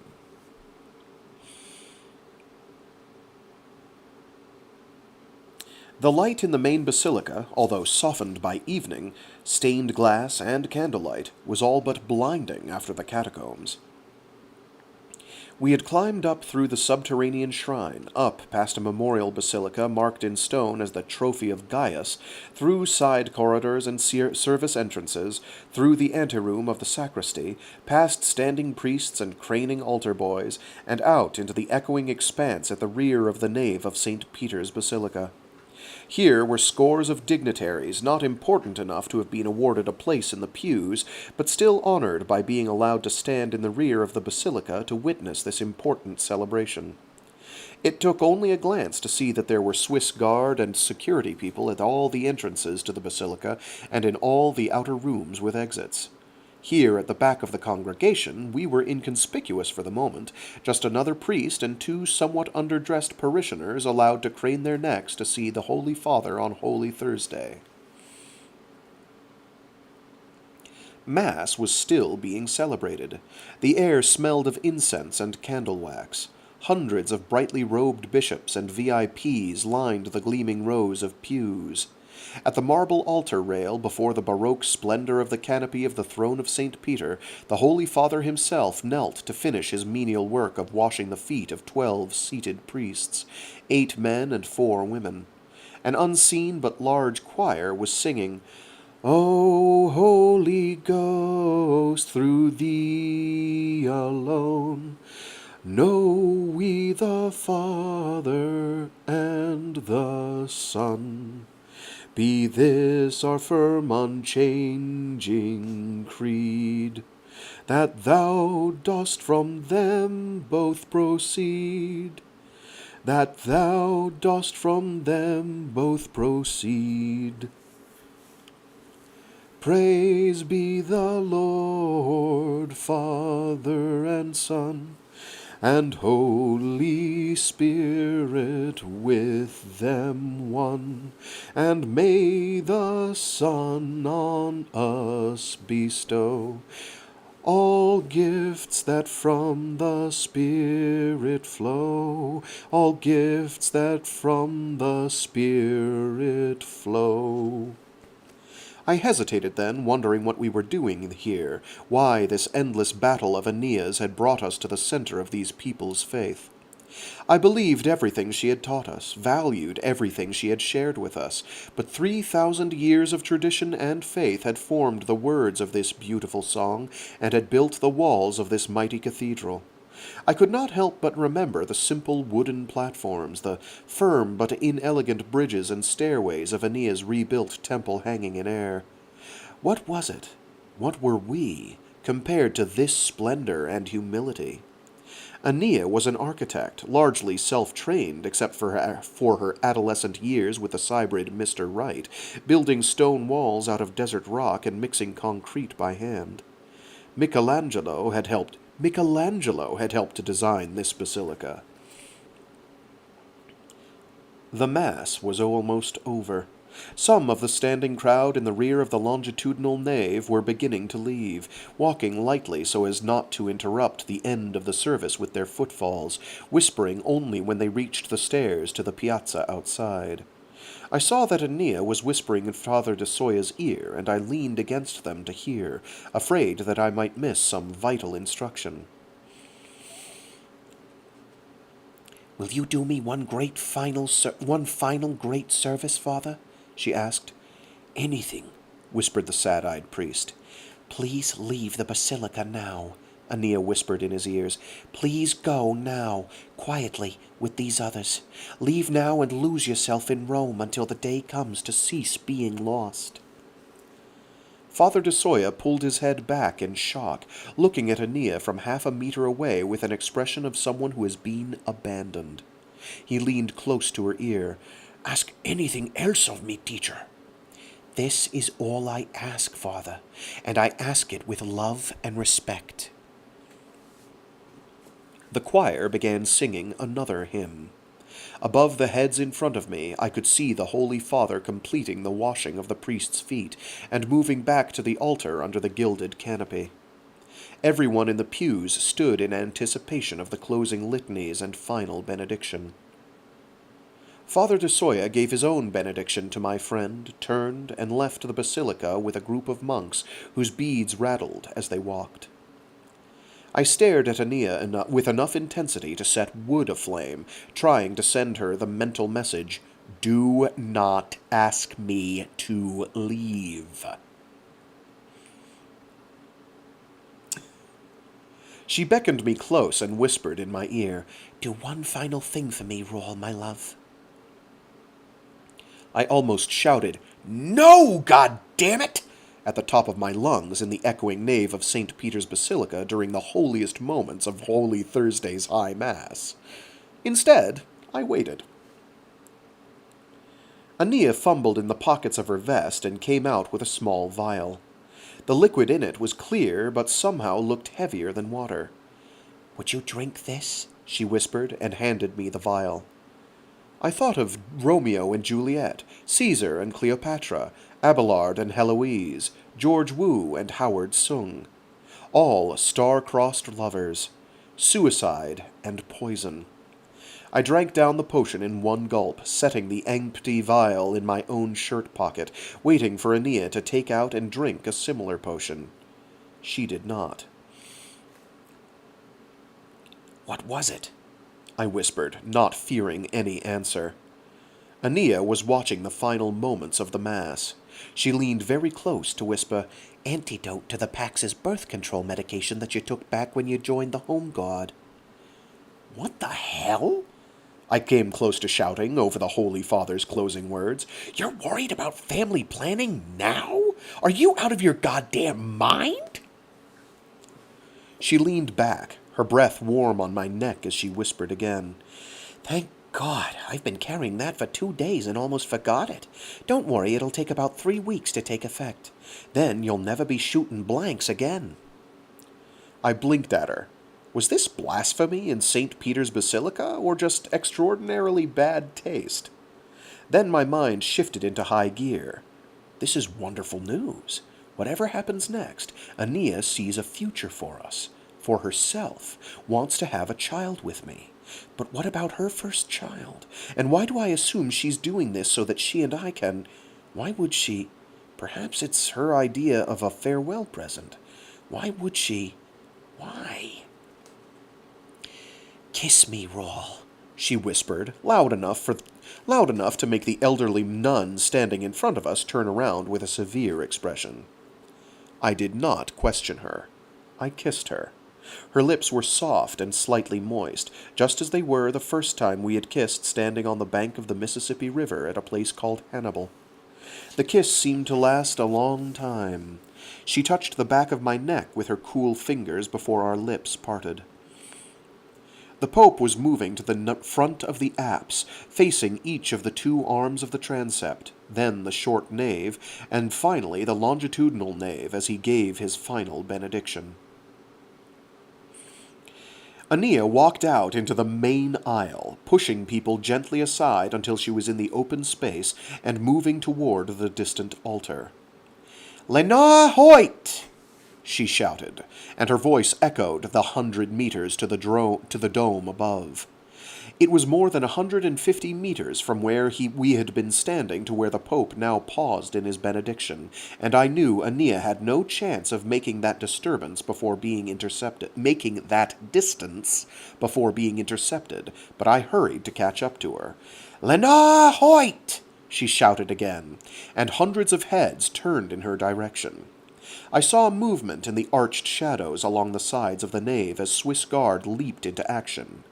"Lenore Hoyt, I am Aenea, daughter of Braun Lamia, who traveled to Hyperion with you to face the Shrike.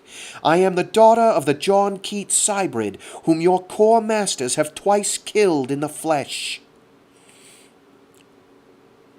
The Pope stood as if transfixed, one bony finger raised in benediction a moment before now pointing, shaking as if palsied.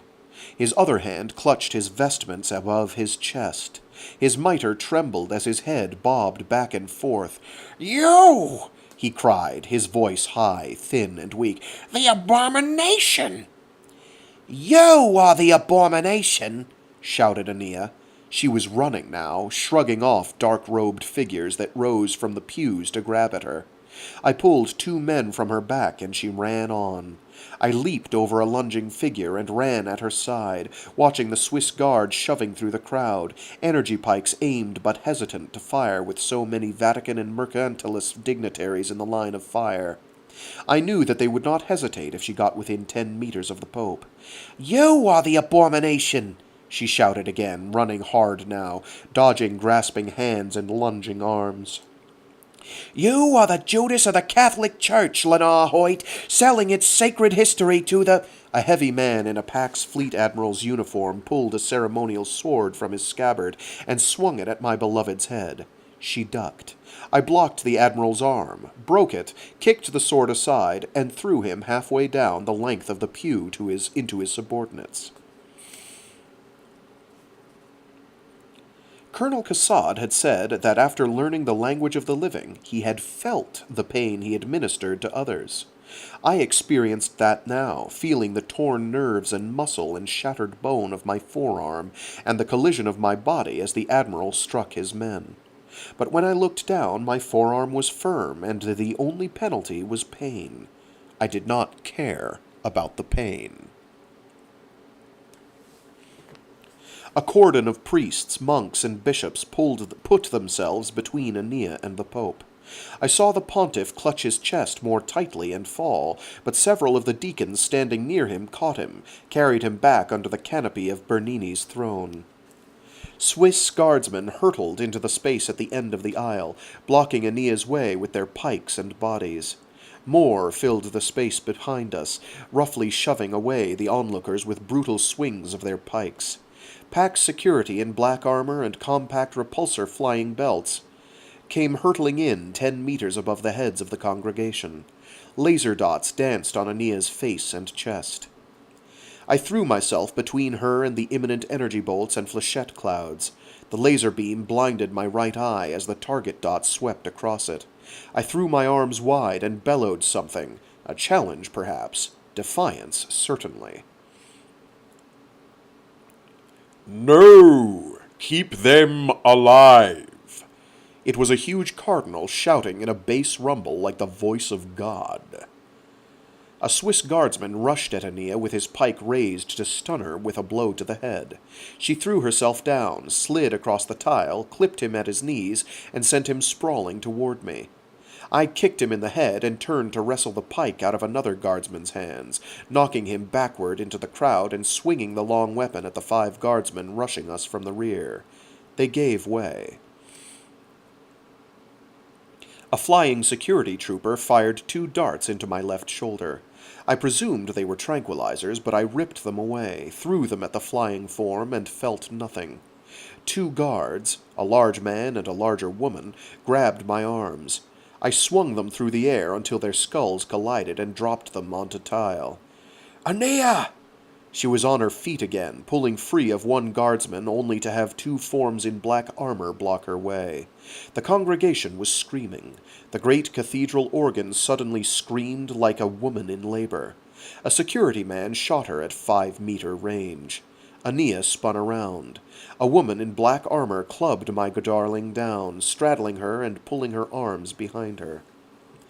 I used my forearm to swat the Pax security bitch 5 meters backward through the air.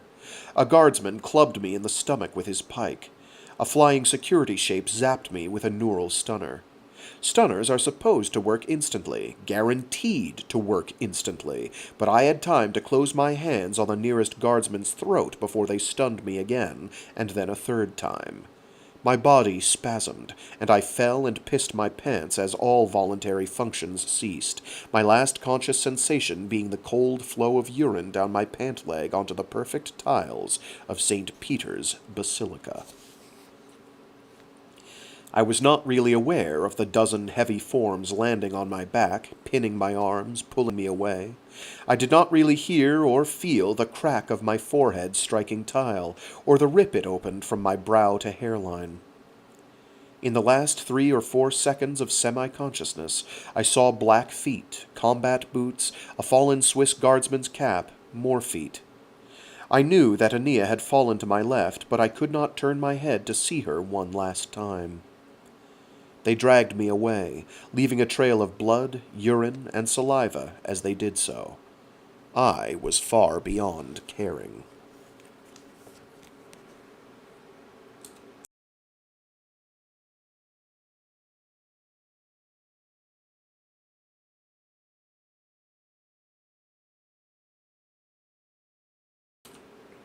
And so ends my tale.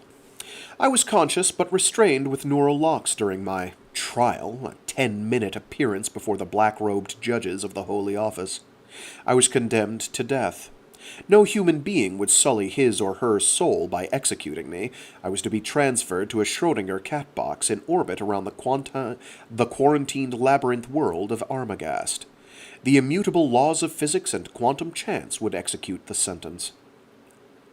As soon as the trial ended, they shipped me via a Hawking Drive, high-G robot torch ship to Armagast system, a 2-month time debt.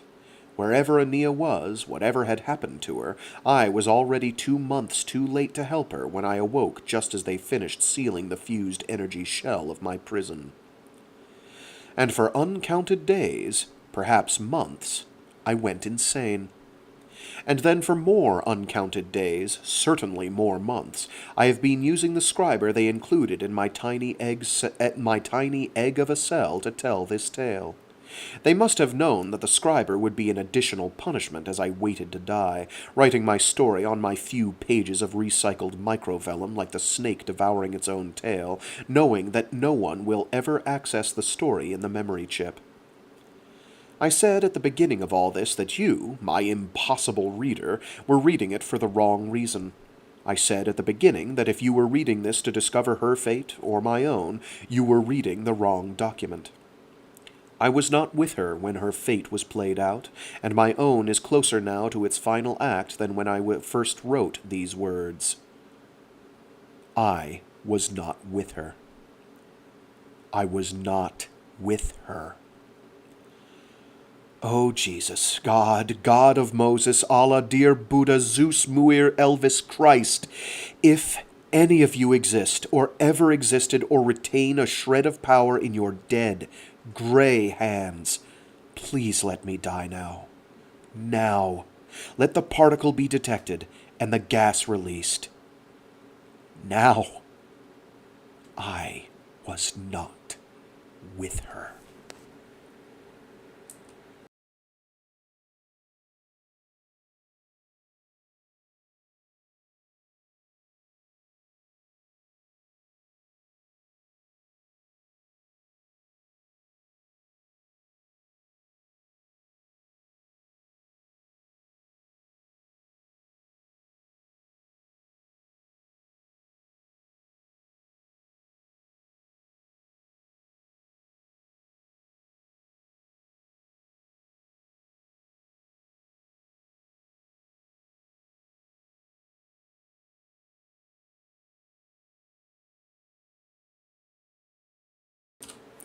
31. I lied to you. I said at the beginning of this narrative that I was not with her when Aenea's fate was played out, implying that I did not know what that fate might be, and I repeated it some sleep periods ago when I scribed what I was sure must be the last installment of that same narrative. But I lied by omission, as some priests of the church might say. I lied because I did not want to discuss it, to describe it, to relive it, to believe it. But I know now that I must do all of these things.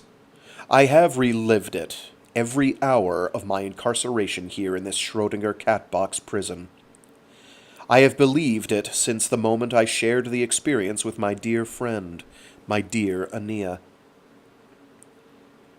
I knew before they shipped me out of Pacem's system what the fate of my dear girl had been. Having believed it and relived it, I owe it to the truth of this narrative and to the memory of our love to discuss it and describe it. All this came to me while I was drugged and docile, tethered in a high-G tank aboard the robot shuttle an hour after my 10-minute trial in front of the Inquisition on a Pax base asteroid 10 light minutes from Pacem. I knew as soon as I heard and felt and saw these things that they were real, that they were happening at the moment I shared them, and that only my closeness to Aenea and my slow progress in learning the language of the living had allowed such a powerful sharing. When the sharing was over, I began screaming in my high-G tank, ripping at life support umbilicals, and banging the bulkhead with my head and fists, until the water-filled tank was swirling with my blood. I tried tearing at the osmosis mask that covered my face like some parasite sucking away my breath. It would not tear. For a full 3 hours I screamed and protested, battering myself into a state of semi-consciousness at best, reliving the shared memories with Aenea, the shared moments with Aenea 1,000 times, and screaming in agony 1,000 times. And then the robot ship injected sleep drugs through the leech-like umbilicals, there's a comma there, god damn it. And then the robot ship injected the sleep drugs through leech-like umbilicals. The high-G tank drained, and I drifted away into cryogenic fugue as the torch ship reached translation point for the jump to nearby Armagast system. I awoke in the Schrödinger catbox. The robot ship had loaded me into the fused energy satellite and launched it without human intervention. For a few moments I was disoriented, believing that the shared moments with Aenea had all been nightmare. Then the reality of those moments flooded back, and I began screaming again. I believe that I was not sane again for some months. Here is what drove me to madness.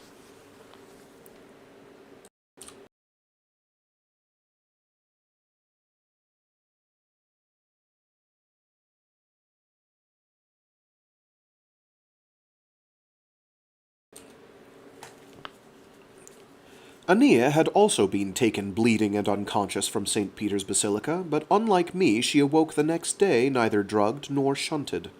She came to consciousness, and I shared this awakening more clearly than I have recalled any memory of mine, as sharp and real as a second set of sense impressions, in a huge stone room, round, some 30 meters across, with a ceiling 50 meters above the stone floor. Set in the ceiling was a glowing, frosted glass that gave the sense of a skylight, although Aenea guessed that this was an illusion and that the room was deep within a larger structure. The medics had cleaned me up for my 10-minute trial while I was unconscious, but no one had touched Aenea's wounds. The left side of her face was tender, swollen with bruises. Her clothes had been torn away from her body, and she was naked. Her lips were swollen. Her left eye was almost shut. She could see out of it only with effort, and the vision from her right eye was blurred from concussion. And there were cuts and bruises on her chest, thighs, forearm, and belly. Some of these cuts had caked over, but a few were deep enough to require stitches that no one had provided. They still bled. She was strapped in what appeared to be a rusted iron skeleton of crossed metal that hung by chains from the high ceiling and that allowed her to lean back and rest her weight against it, but still kept her almost standing, her arms held low along the rusted girders, a near vertical asterisk of cold metal hanging in air, with her wrists and ankles cruelly clamped and bolted to the frame. Her toes hung about 10 centimeters above a grated floor. She could move her head. The round room was empty except for this and 2 other objects. A broad wastebasket sat to the right of the chair. There was a plastic liner in the wastebasket. Also, next to the right arm of the asterisk was a rusted metal tray with various instruments on it. Ancient dental picks and pliers, circular blades, scalpels, bone saws, a long forceps of some kind, pieces of wire with barbs at 3-centimeter intervals, long bladed shears, shorter serrated shears, bottles of dark fluid, tubes of paste, needles, heavy thread, and a hammer. Even more disturbing was the round grate some 2.5 meters across beneath her, through which she could see dozens of tiny blue flames burning like pilot lights. There was the faint smell of natural gas. Aenea tried the restraints. They gave not at all, felt her bruised wrists and ankles throb at the attempt, and put her head back against the iron girder to wait. Her hair was matted there, and she could feel a huge lump high on her scalp and another near the base of her skull. She felt nauseous and concentrated on not throwing up on herself. After a few minutes, a hidden door in the stone wall opened, and Radamanth Nebes came in and walked to a place just beyond the grate to the right side of Aenea. A second Radamanth Nemes came in and took her place on Aenea's left side. 2 more Nemeses came in and took up positions farther back. They did not speak. Aenea did not speak to them. A few minutes later, John Domenico Cardinal Mustafa shimmered into existence, his life-size holographic image taking on solidity directly in front of Aenea. The illusion of his physical presence was perfect, except for the fact that the cardinal was sitting on a chair not represented in the hologram, giving the illusion that he was floating in mid-air. Mustafa looked younger and healthier than he had on Tien Shan. A few seconds later, he was joined by the hollow of a more massive cardinal in a red robe, and then by the hollow of a thin, tubercular-looking priest. A moment after that, a tall, handsome man dressed all in gray came through the physical door in the wall of the physical dungeon and stood with the hollows.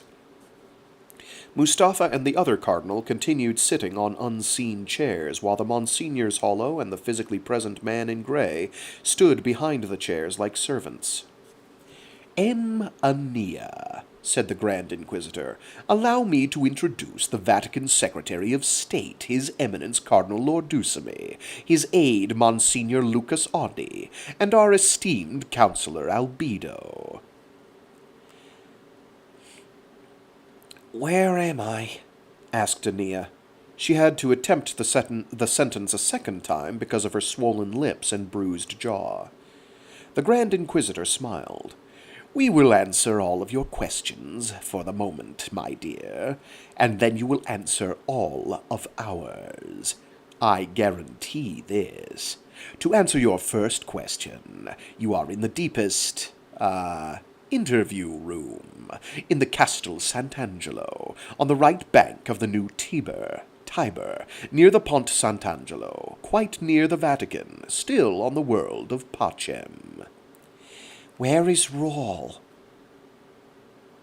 Rawl? said the Grand Inquisitor. Oh, you mean your rather useless bodyguard. At the moment, I believe he has completed his own meeting with the Holy Office and is aboard the ship, preparing to leave our fair system. Is he important to you, my dear? We could make arrangements to return him to Castel Sant'Angelo. "He's not important," murmured Aenea, and after my first second of hurt and anguish at the words, I could feel her thoughts beneath them. Concern for me, terror for me, hope that they would not threaten me as a means to coerce her. "As you wish," said Cardinal Mustafa. "It is you we want to interview today. How do you feel?" Aenea stared at them through her good eye. "Well," said the Grand Inquisitor, "one should not hope to attack the Holy Father in St. Peter's Basilica and come away with impunity." Aenea mumbled something. "What was that, my dear? We could not make it out. Mustafa was smiling slightly, a toad's self-satisfied leer. I did not attack the Pope. Mustafa opened his hands. If you insist, Aenea, but your intentions did not seem friendly. What is it that you had in mind as you ran down the central aisle toward the Holy Father? Warn him, said Aenea. Part of her mind was assessing her injuries even as she listened to the Grand Inquisitor's prattle. Serious bruises, but nothing broken. The sword cut on her thigh needed stitching, as did the cut on her upper chest. But something was wrong in her system. Internal bleeding? She did not think so. Something alien had been administered to her via injection. Warn him of what? Said Cardinal Mustafa with butter smoothness. Aenea moved her head to look with her good eye at Cardinal Lordusamy and then at Councillor Albedo. She said nothing. Warn him of what? Asked Cardinal Mustafa again. When Aenea did not respond, the Grand Inquisitor nodded to the nearest Nemes clone. The pale woman walked slowly to the side of Aenea's chair, took up the smaller of the two shears, seemed to think twice about it, set the instrument back on the tray, came closer, went to one knee on the grate next to Aenea's right arm, bent back my darling's little finger, and bit it off. Nemes smiled, stood, and spit the bloody finger into the wastebasket. Aenea screamed with the shock and pain and half swooned against the headrest. The Nemes thing took tourniquet paste from the tube and smeared it on the stump of Aenea's little finger. The hollow of Cardinal Mustafa looked sad.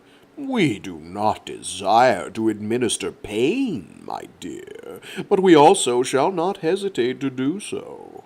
You shall answer our questions quickly and honestly, or more parts of you will end up in the basket.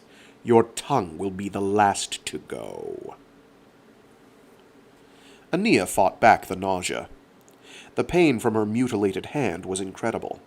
10 light minutes away, I screamed with the second-hand shock of it.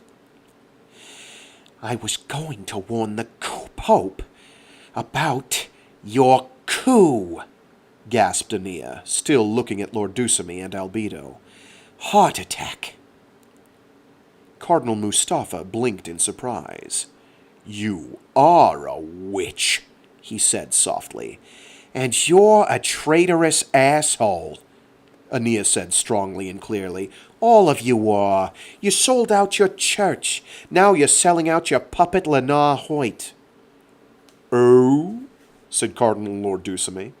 He looked mildly amused. How are we doing that, child? Aenea jerked her head at Councillor Albedo.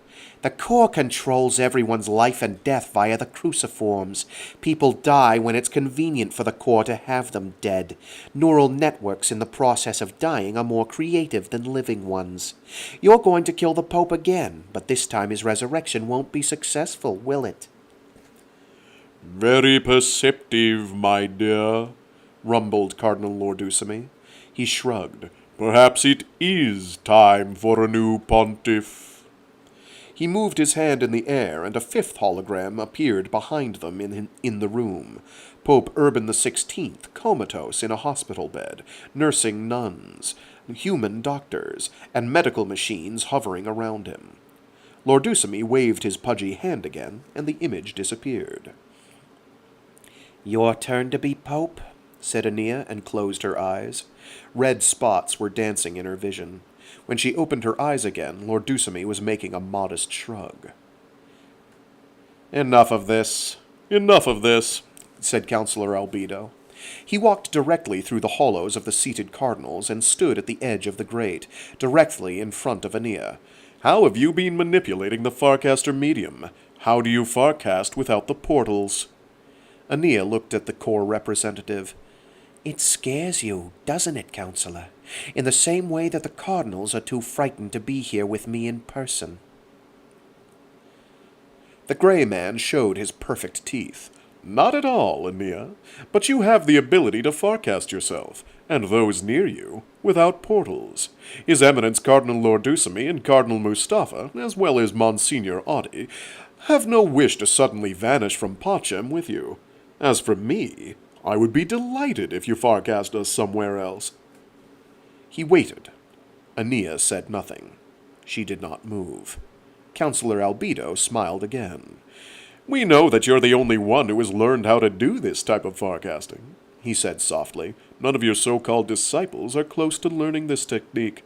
But what is the technique? The only way we've managed to use the void for forecasting is by wedging open permanent rifts in the medium, and that takes far too much energy. And they don't allow you to do that anymore, muttered Aenea, blinking away the red dots so she could meet the gray man's gaze. The pain from her hand rose and fell in and around her like long swells on an uneasy sea. Counselor Albedo's eyebrows moved up a fraction. They won't allow us to? Who is they, child?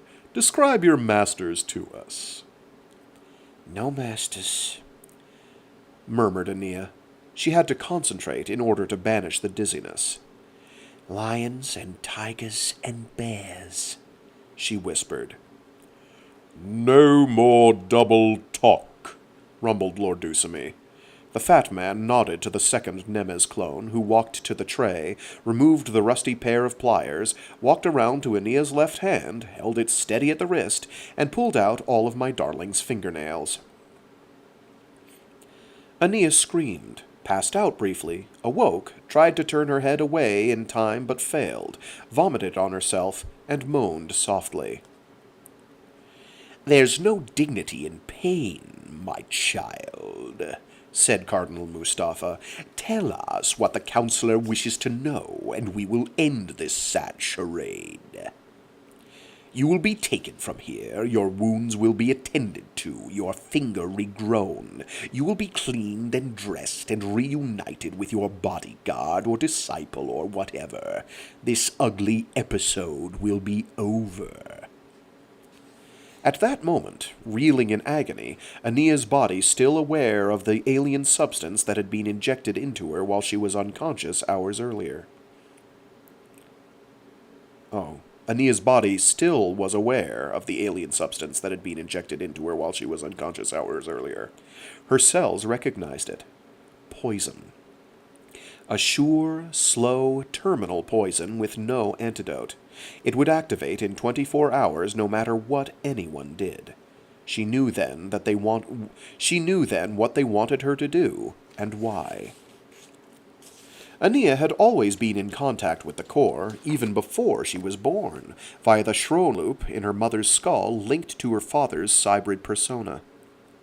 It allowed her to touch primitive dataspheres directly, and she did this now, sensing the solid array of exotic core machinery that lined this subterranean cell, instruments within instruments, sensors beyond human understanding or description, devices working in 4 dimensions and more, waiting, sniffing, waiting. The Cardinals and Counselor Albedo and the Core wanted her to escape. Everything was predicated upon her casting out of this intolerable situation. Thus the holodrama coarseness of the torture, the melodramatic absurdity of the dungeon cell in Castel Sant'Angelo, and the heavy-handed Inquisition. They would hurt her until she could not stand it any longer, and when she cast away, the core instruments would measure everything to the billionth of a nanosecond, analyze her use of the void, and come up with a way to replicate it. The core would finally have their Farcasters back, not in their crude wormhole or Gideon Drive manner, but instant and elegant and eternally theirs. Aenea ignored the Grand Inquisitor, licked her dry, caked lips, and said distinctly to Counselor Albedo, "I know where you live." The handsome gray man's mouth twitched. "What do you mean?" "I know where the core, the physical elements of the core, are," said Aenea. Albedo smiled, but Aenea saw the quick glance toward the two cardinals and tall priest. "Nonsense," he said. "No human being has ever known the location of the core." "In the beginning," said Aenea, her voice slurred only slightly by pain and shock, "the core was a transient entity floating in the crude datasphere on old Earth, known as the Internet. Then, even before the Hegira, you moved your bubble memories and servers and core storage nexus to a cluster of asteroids in long orbit around the Sun, far from the old Earth you planned to destroy." "Silence her!" snapped Albedo, turning back toward Lord Dusamy, Mustafa, and Audi. "She is trying to distract you from our questioning. This is not important." The expressions of the Mustafa, Lord Dusamy, and Audi hollows suggested otherwise. "During the days of the hegemony," continued Aenea, her good eyelid fluttering with the effort to focus her attention and steady her voice through the long, slow swells of pain, "the core decided that it was prudent to diversify the physical core components. The bubble memory matrices deep underground on the 9 labyrinthine worlds, fatline servers in the orbital industrial complexes around Tau City Center, core entity personae traveling along Farcaster comm bands, and the megasphere connecting it all, laced through the Farcaster rifts in the void which binds." Albedo folded his arms. "You're raving." "But after the fall," continued Aenea, holding her good eyelid open and defying the gray man with her stare, "the core got worried. Mina Gladstone's attack on the Farcaster medium gave you pause, even if the damage to your megasphere was repairable. You decided to diversify further, multiply your personae, miniaturize essential core memories, and make your parasitism on the human neural networks more direct." Albedo turned his back on her and gestured toward the nearest Nemes thing. "She's raving. Sew her lips shut." "No!" commanded Cardinal Lord Dusamy. The fat man's eyes were bright and attentive. "Don't touch her until I command it." The Nemes on Aenea's right had already picked up a needle and a roll of heavy thread. Now the pale-faced female paused and looked to Albedo for instructions. "Wait," said the counselor. "You wanted your neural parasitism to be more direct," said Aenea, "so your billions of core entities each formed its surrounding matrix in cruciform shape and attached themselves directly to your human hosts. Every one of your core individuals now has a human host of its own to live in and destroy at will. You remain connected via the old data spheres and new Gideon Drive megasphere nodes, but you enjoy dwelling so close to your food source." Albedo threw his head back and laughed, showing perfect teeth. He opened his arms and turned back to the 3 human hollows. "This is marvelous entertainment," he said, still chuckling. "You've arranged all this for her interrogation."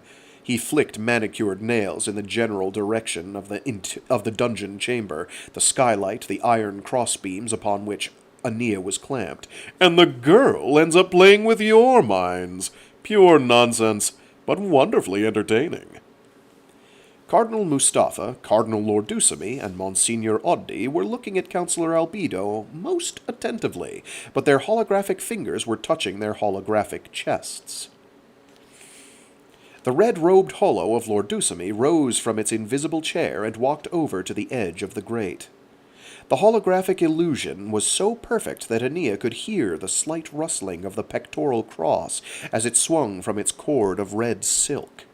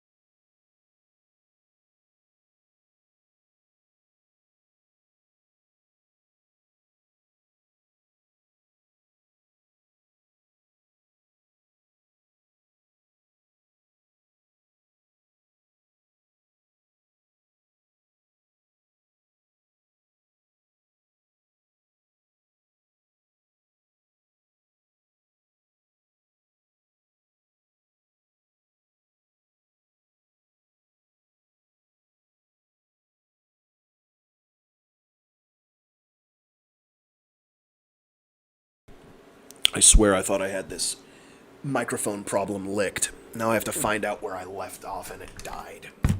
Give me a minute. At least you didn't have to hear me cursing at the top of my lungs again. This is only like the dramatic climax of the entire series. No big fucking deal or nothing. Give me a sec.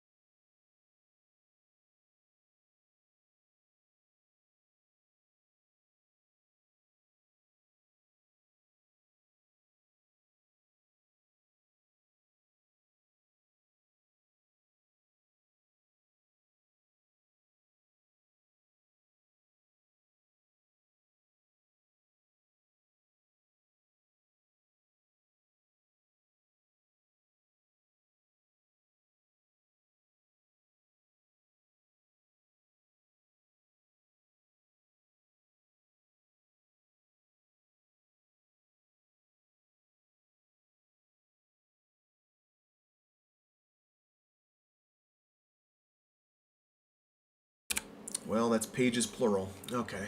Frickadoodle. That's very upsetting. That's very upsetting. Okay, give me a minute here.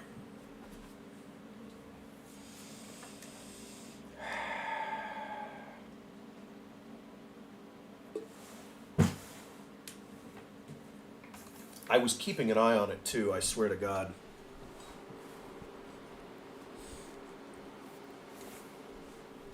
That is infuriating. I thought I had it licked. Okay, well, I have to get that right. It's too bad, because I got a wonderful bit down. Totally nailed it.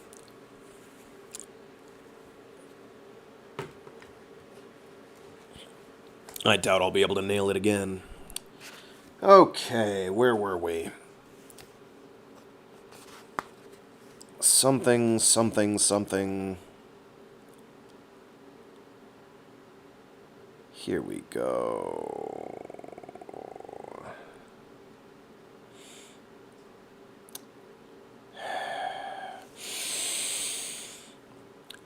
The red-robed hollow of Lord Dusamy rose from its invisible chair and walked over to the edge of the grate. The holographic illusion was so perfect that Aenea could hear the slight rustling of the pectoral cross as it swung from its cord of red silk. The cord was intertwined with gold thread and ended in a large red and gold tuft. Aenea concentrated on watching the swinging cross and its clean silk cord rather than paying attention to the agony in her mutilated hands. She could feel the poison quietly spreading its way through her limbs and torso like the tumors and nematodes of a growing cruciform. She smiled. Whatever else they did to her, the cells of her body and blood would never accept the cruciform. "This is interesting but irrelevant, my child," murmured Cardinal Lord Dusamy. "And this," he flicked his short, fat fingers in the direction of her wounds and nakedness, as if repulsed by it, "is most unpleasant." The hollow leaned closer, and his intelligent little pig eyes bored into her. "And most unnecessary. Tell the counselor what he wishes to know." Aenea raised her head to look into the big man's eyes. "How to cast without a forecaster?" Cardinal Lord Dusamy licked his thin lips. "Yes, yes." Aenea smiled. "It is simple, Your Eminence. All you have to do is come to a few classes, learn about learning, the language of the dead, of the living, how to hear the music of the spheres, and then take communion with my blood, or the blood of one of my followers who has drunk the wine." Lord Dusamy backed away as if slapped. He raised the pectoral cross and held it in front of him like a shield. "Blasphemy!" he bellowed. "Jesus Christus est primogenitus mortuorum, ipsi gloria et imperium et secula seculorum." "Jesus Christ was the firstborn of the dead," Aenea said softly, the reflected light from the cross glaring in her good eye, "and you should offer him glory. And dominion, if you choose. But it was never his intention that human beings should be revived from death like laboratory mice at the whim of thinking machines. Nemes, snapped Counselor Albedo, and this time there was no countermand. The Nemes female near the wall walked over to the grate, extended 5-centimeter nails, and raked them down Aenea's cheeks from just under each eye, slicing through muscle and exposing my dear friend's cheekbones to the harsh light. Aenea let out a long, terrible sigh and slumped back against the girder. Nemes moved her face closer and showed her small, sharp teeth in a wide grin. Her breath was carrion. "Chew off her nose and eyelids," said Albedo. "Slowly."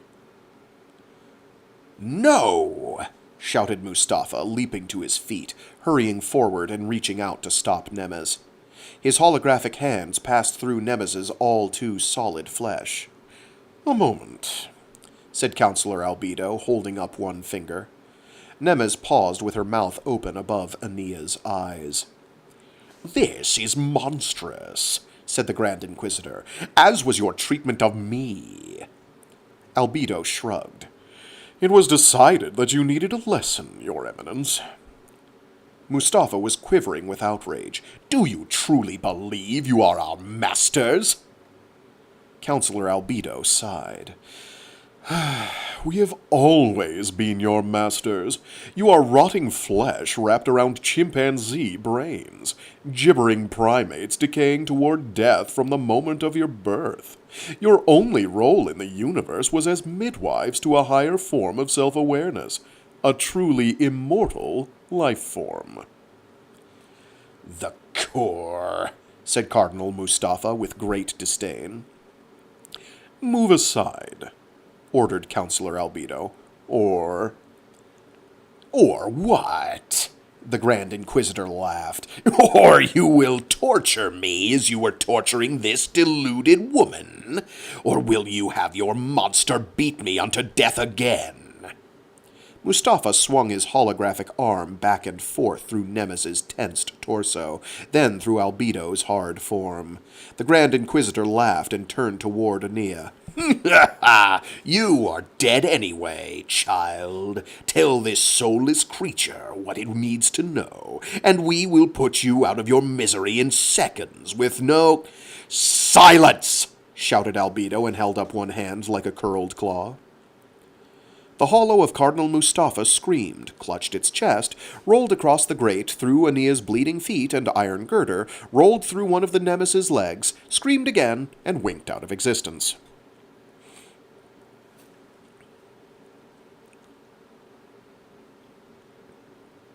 Cardinal Lordusimi and Monsignor Audi looked at Albedo. Their faces were expressionless. "Counselor," said the Secretary of State in a soft, respectful tone, "could I interrogate her for a moment? If we are not successful, you can do what you wish with her." Albedo stared coolly at the Cardinal, but after a second he clapped Nemes on her shoulder, and the killing thing stepped back 3 paces and closed her wide mouth. That gets us caught back up to where the gap started. The gap ended. Rassum frassum. I might just have to get a new microphone entirely. It's too bad. Lordusimi, yes. Closed her wide mouth, indeed. Lordusimi reached toward Aenea's mutilated right hand as if to hold it. His holographic fingers seemed to sink into my darling's torn flesh. "Quod petis?" whispered the Cardinal, and 10 light minutes away, screaming and writhing in my high-G tank, I understood him through Aenea. "What do you seek?" "Virtutes," whispered Aenea, "concede mihi virtutes, quibus indigio, valeum impere." And drowning in fury and sorrow and the sloshing fluids of my high-G tank, accelerating farther from Aenea every second, I understood. Strength. That I be given the strength I need to carry out this, my resolve. "Desiderium tuum grave est," whispered Cardinal Lordusimi. Your desire is a serious one. Quod ultra queris? What else do you seek? Aenea blinked blood out of her good eye so that she could see the cardinal's face. Quero togam pacem, she said softly, her voice firm. I seek peace. Councillor Albedo laughed again. Your Eminence, he said, his voice sarcastic, do you think that I do not understand Latin? Lord Dusamy looked in the direction of the grey man. On the contrary, Councillor, I was sure that you did. She is near breaking, you know. I see it in her face. But it is the flames she fears most, not the animal to which you are feeding her. Albedo looked skeptical. Give me 5 minutes with the flames, Councillor, said the Cardinal. If that fails, turn your beast loose again. 3 minutes, said Albedo, stepping back next to the Nemes that had raked furrows into Aenea's face. Lord Dusamy stepped back several paces. Child, he said, speaking web English again, this will hurt very much, I'm afraid. He moved his holographic hands, and a jet of blue flame beneath the grate spurted into a column of flame that singed the bare soles of Aenea's clamped feet. Skin burned, blackened, and curled. The stench of burning flesh filled the cell. Aenea screamed and attempted to pull free of the clamps. They did not budge. The hanging bar of iron on which she was pinned began to glow at the bottom, sending pain up her bare calves and thighs. She felt her skin blister there as well. She screamed again. Cardinal Lord Dusamy waved his hand again, and the flame dropped back beneath the grate, becoming a pilot light watching like a blue eye of a hungry carnivore. That is just a taste of the pain you will feel, murmured the Cardinal, and unfortunately, when one is seriously burned, the pain continues even after the flesh and nerves are irreparably burned away. They say that it is the most painful way to die. Aenea gritted her teeth to keep from screaming again. Blood dripped from her torn cheeks to her pale breasts, those breasts I had held and kissed and fallen asleep against. Imprisoned in my high G creche, millions of kilometers away and preparing to spin up to C+ and fugue oblivion, I screamed and raged into silence. Albedo stepped onto the grate and said to my dear friend, Cast away from all this. Cast away to the ship. Cast away from all this. Cast to the ship that is taking Rawl to certain death and free him. Cast to the consul's ship. The auto-surgeon there will heal you. You will live for years with the man you love. It is either that, or a slow and terrible death here for you, and a slow and terrible death for Rawl elsewhere. You will never see him again, never hear his voice. Cast away, Aenea. Save yourself while there is still time. Save the one you love. In a minute, this man will burn the flesh from your legs and arms until your bones blacken. But we will not let you die. I will turn Nemes loose to feed on you. Cast away, Aenea. Cast away now. Aenea, said Cardinal Lord Dusamy, esigitur paratus? Are you ready, therefore? In nomine humanitas, ego paratus sum, said Aenea, looking into the Cardinal's eyes with her one good eye.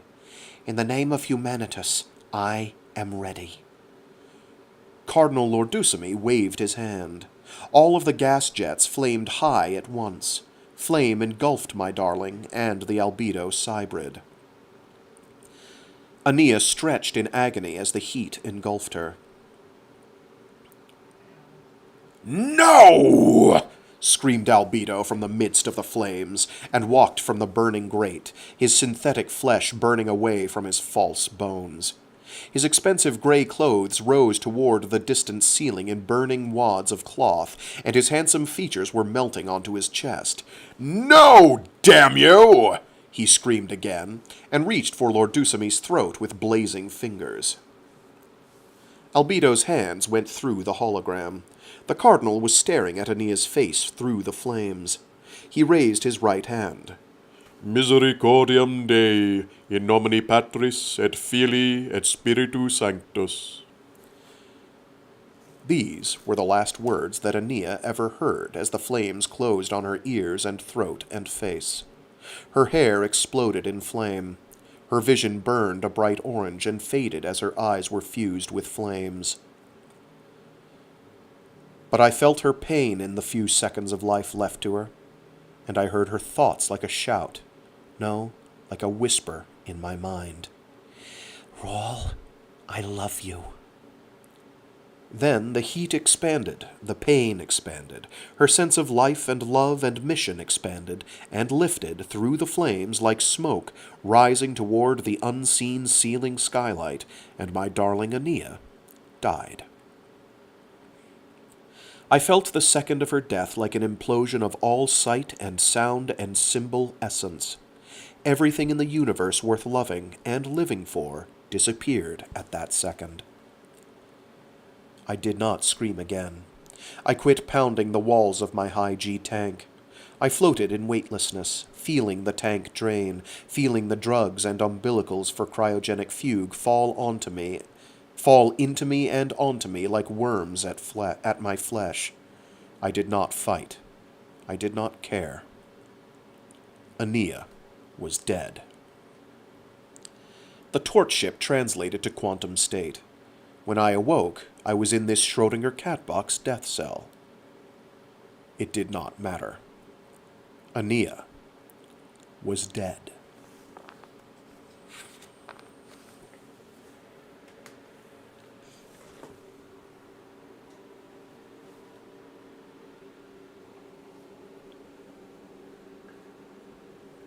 And that is where I've got to leave you for today, on that uplifting note. That brutal, that depressing, that crushing note. See you all Tuesday.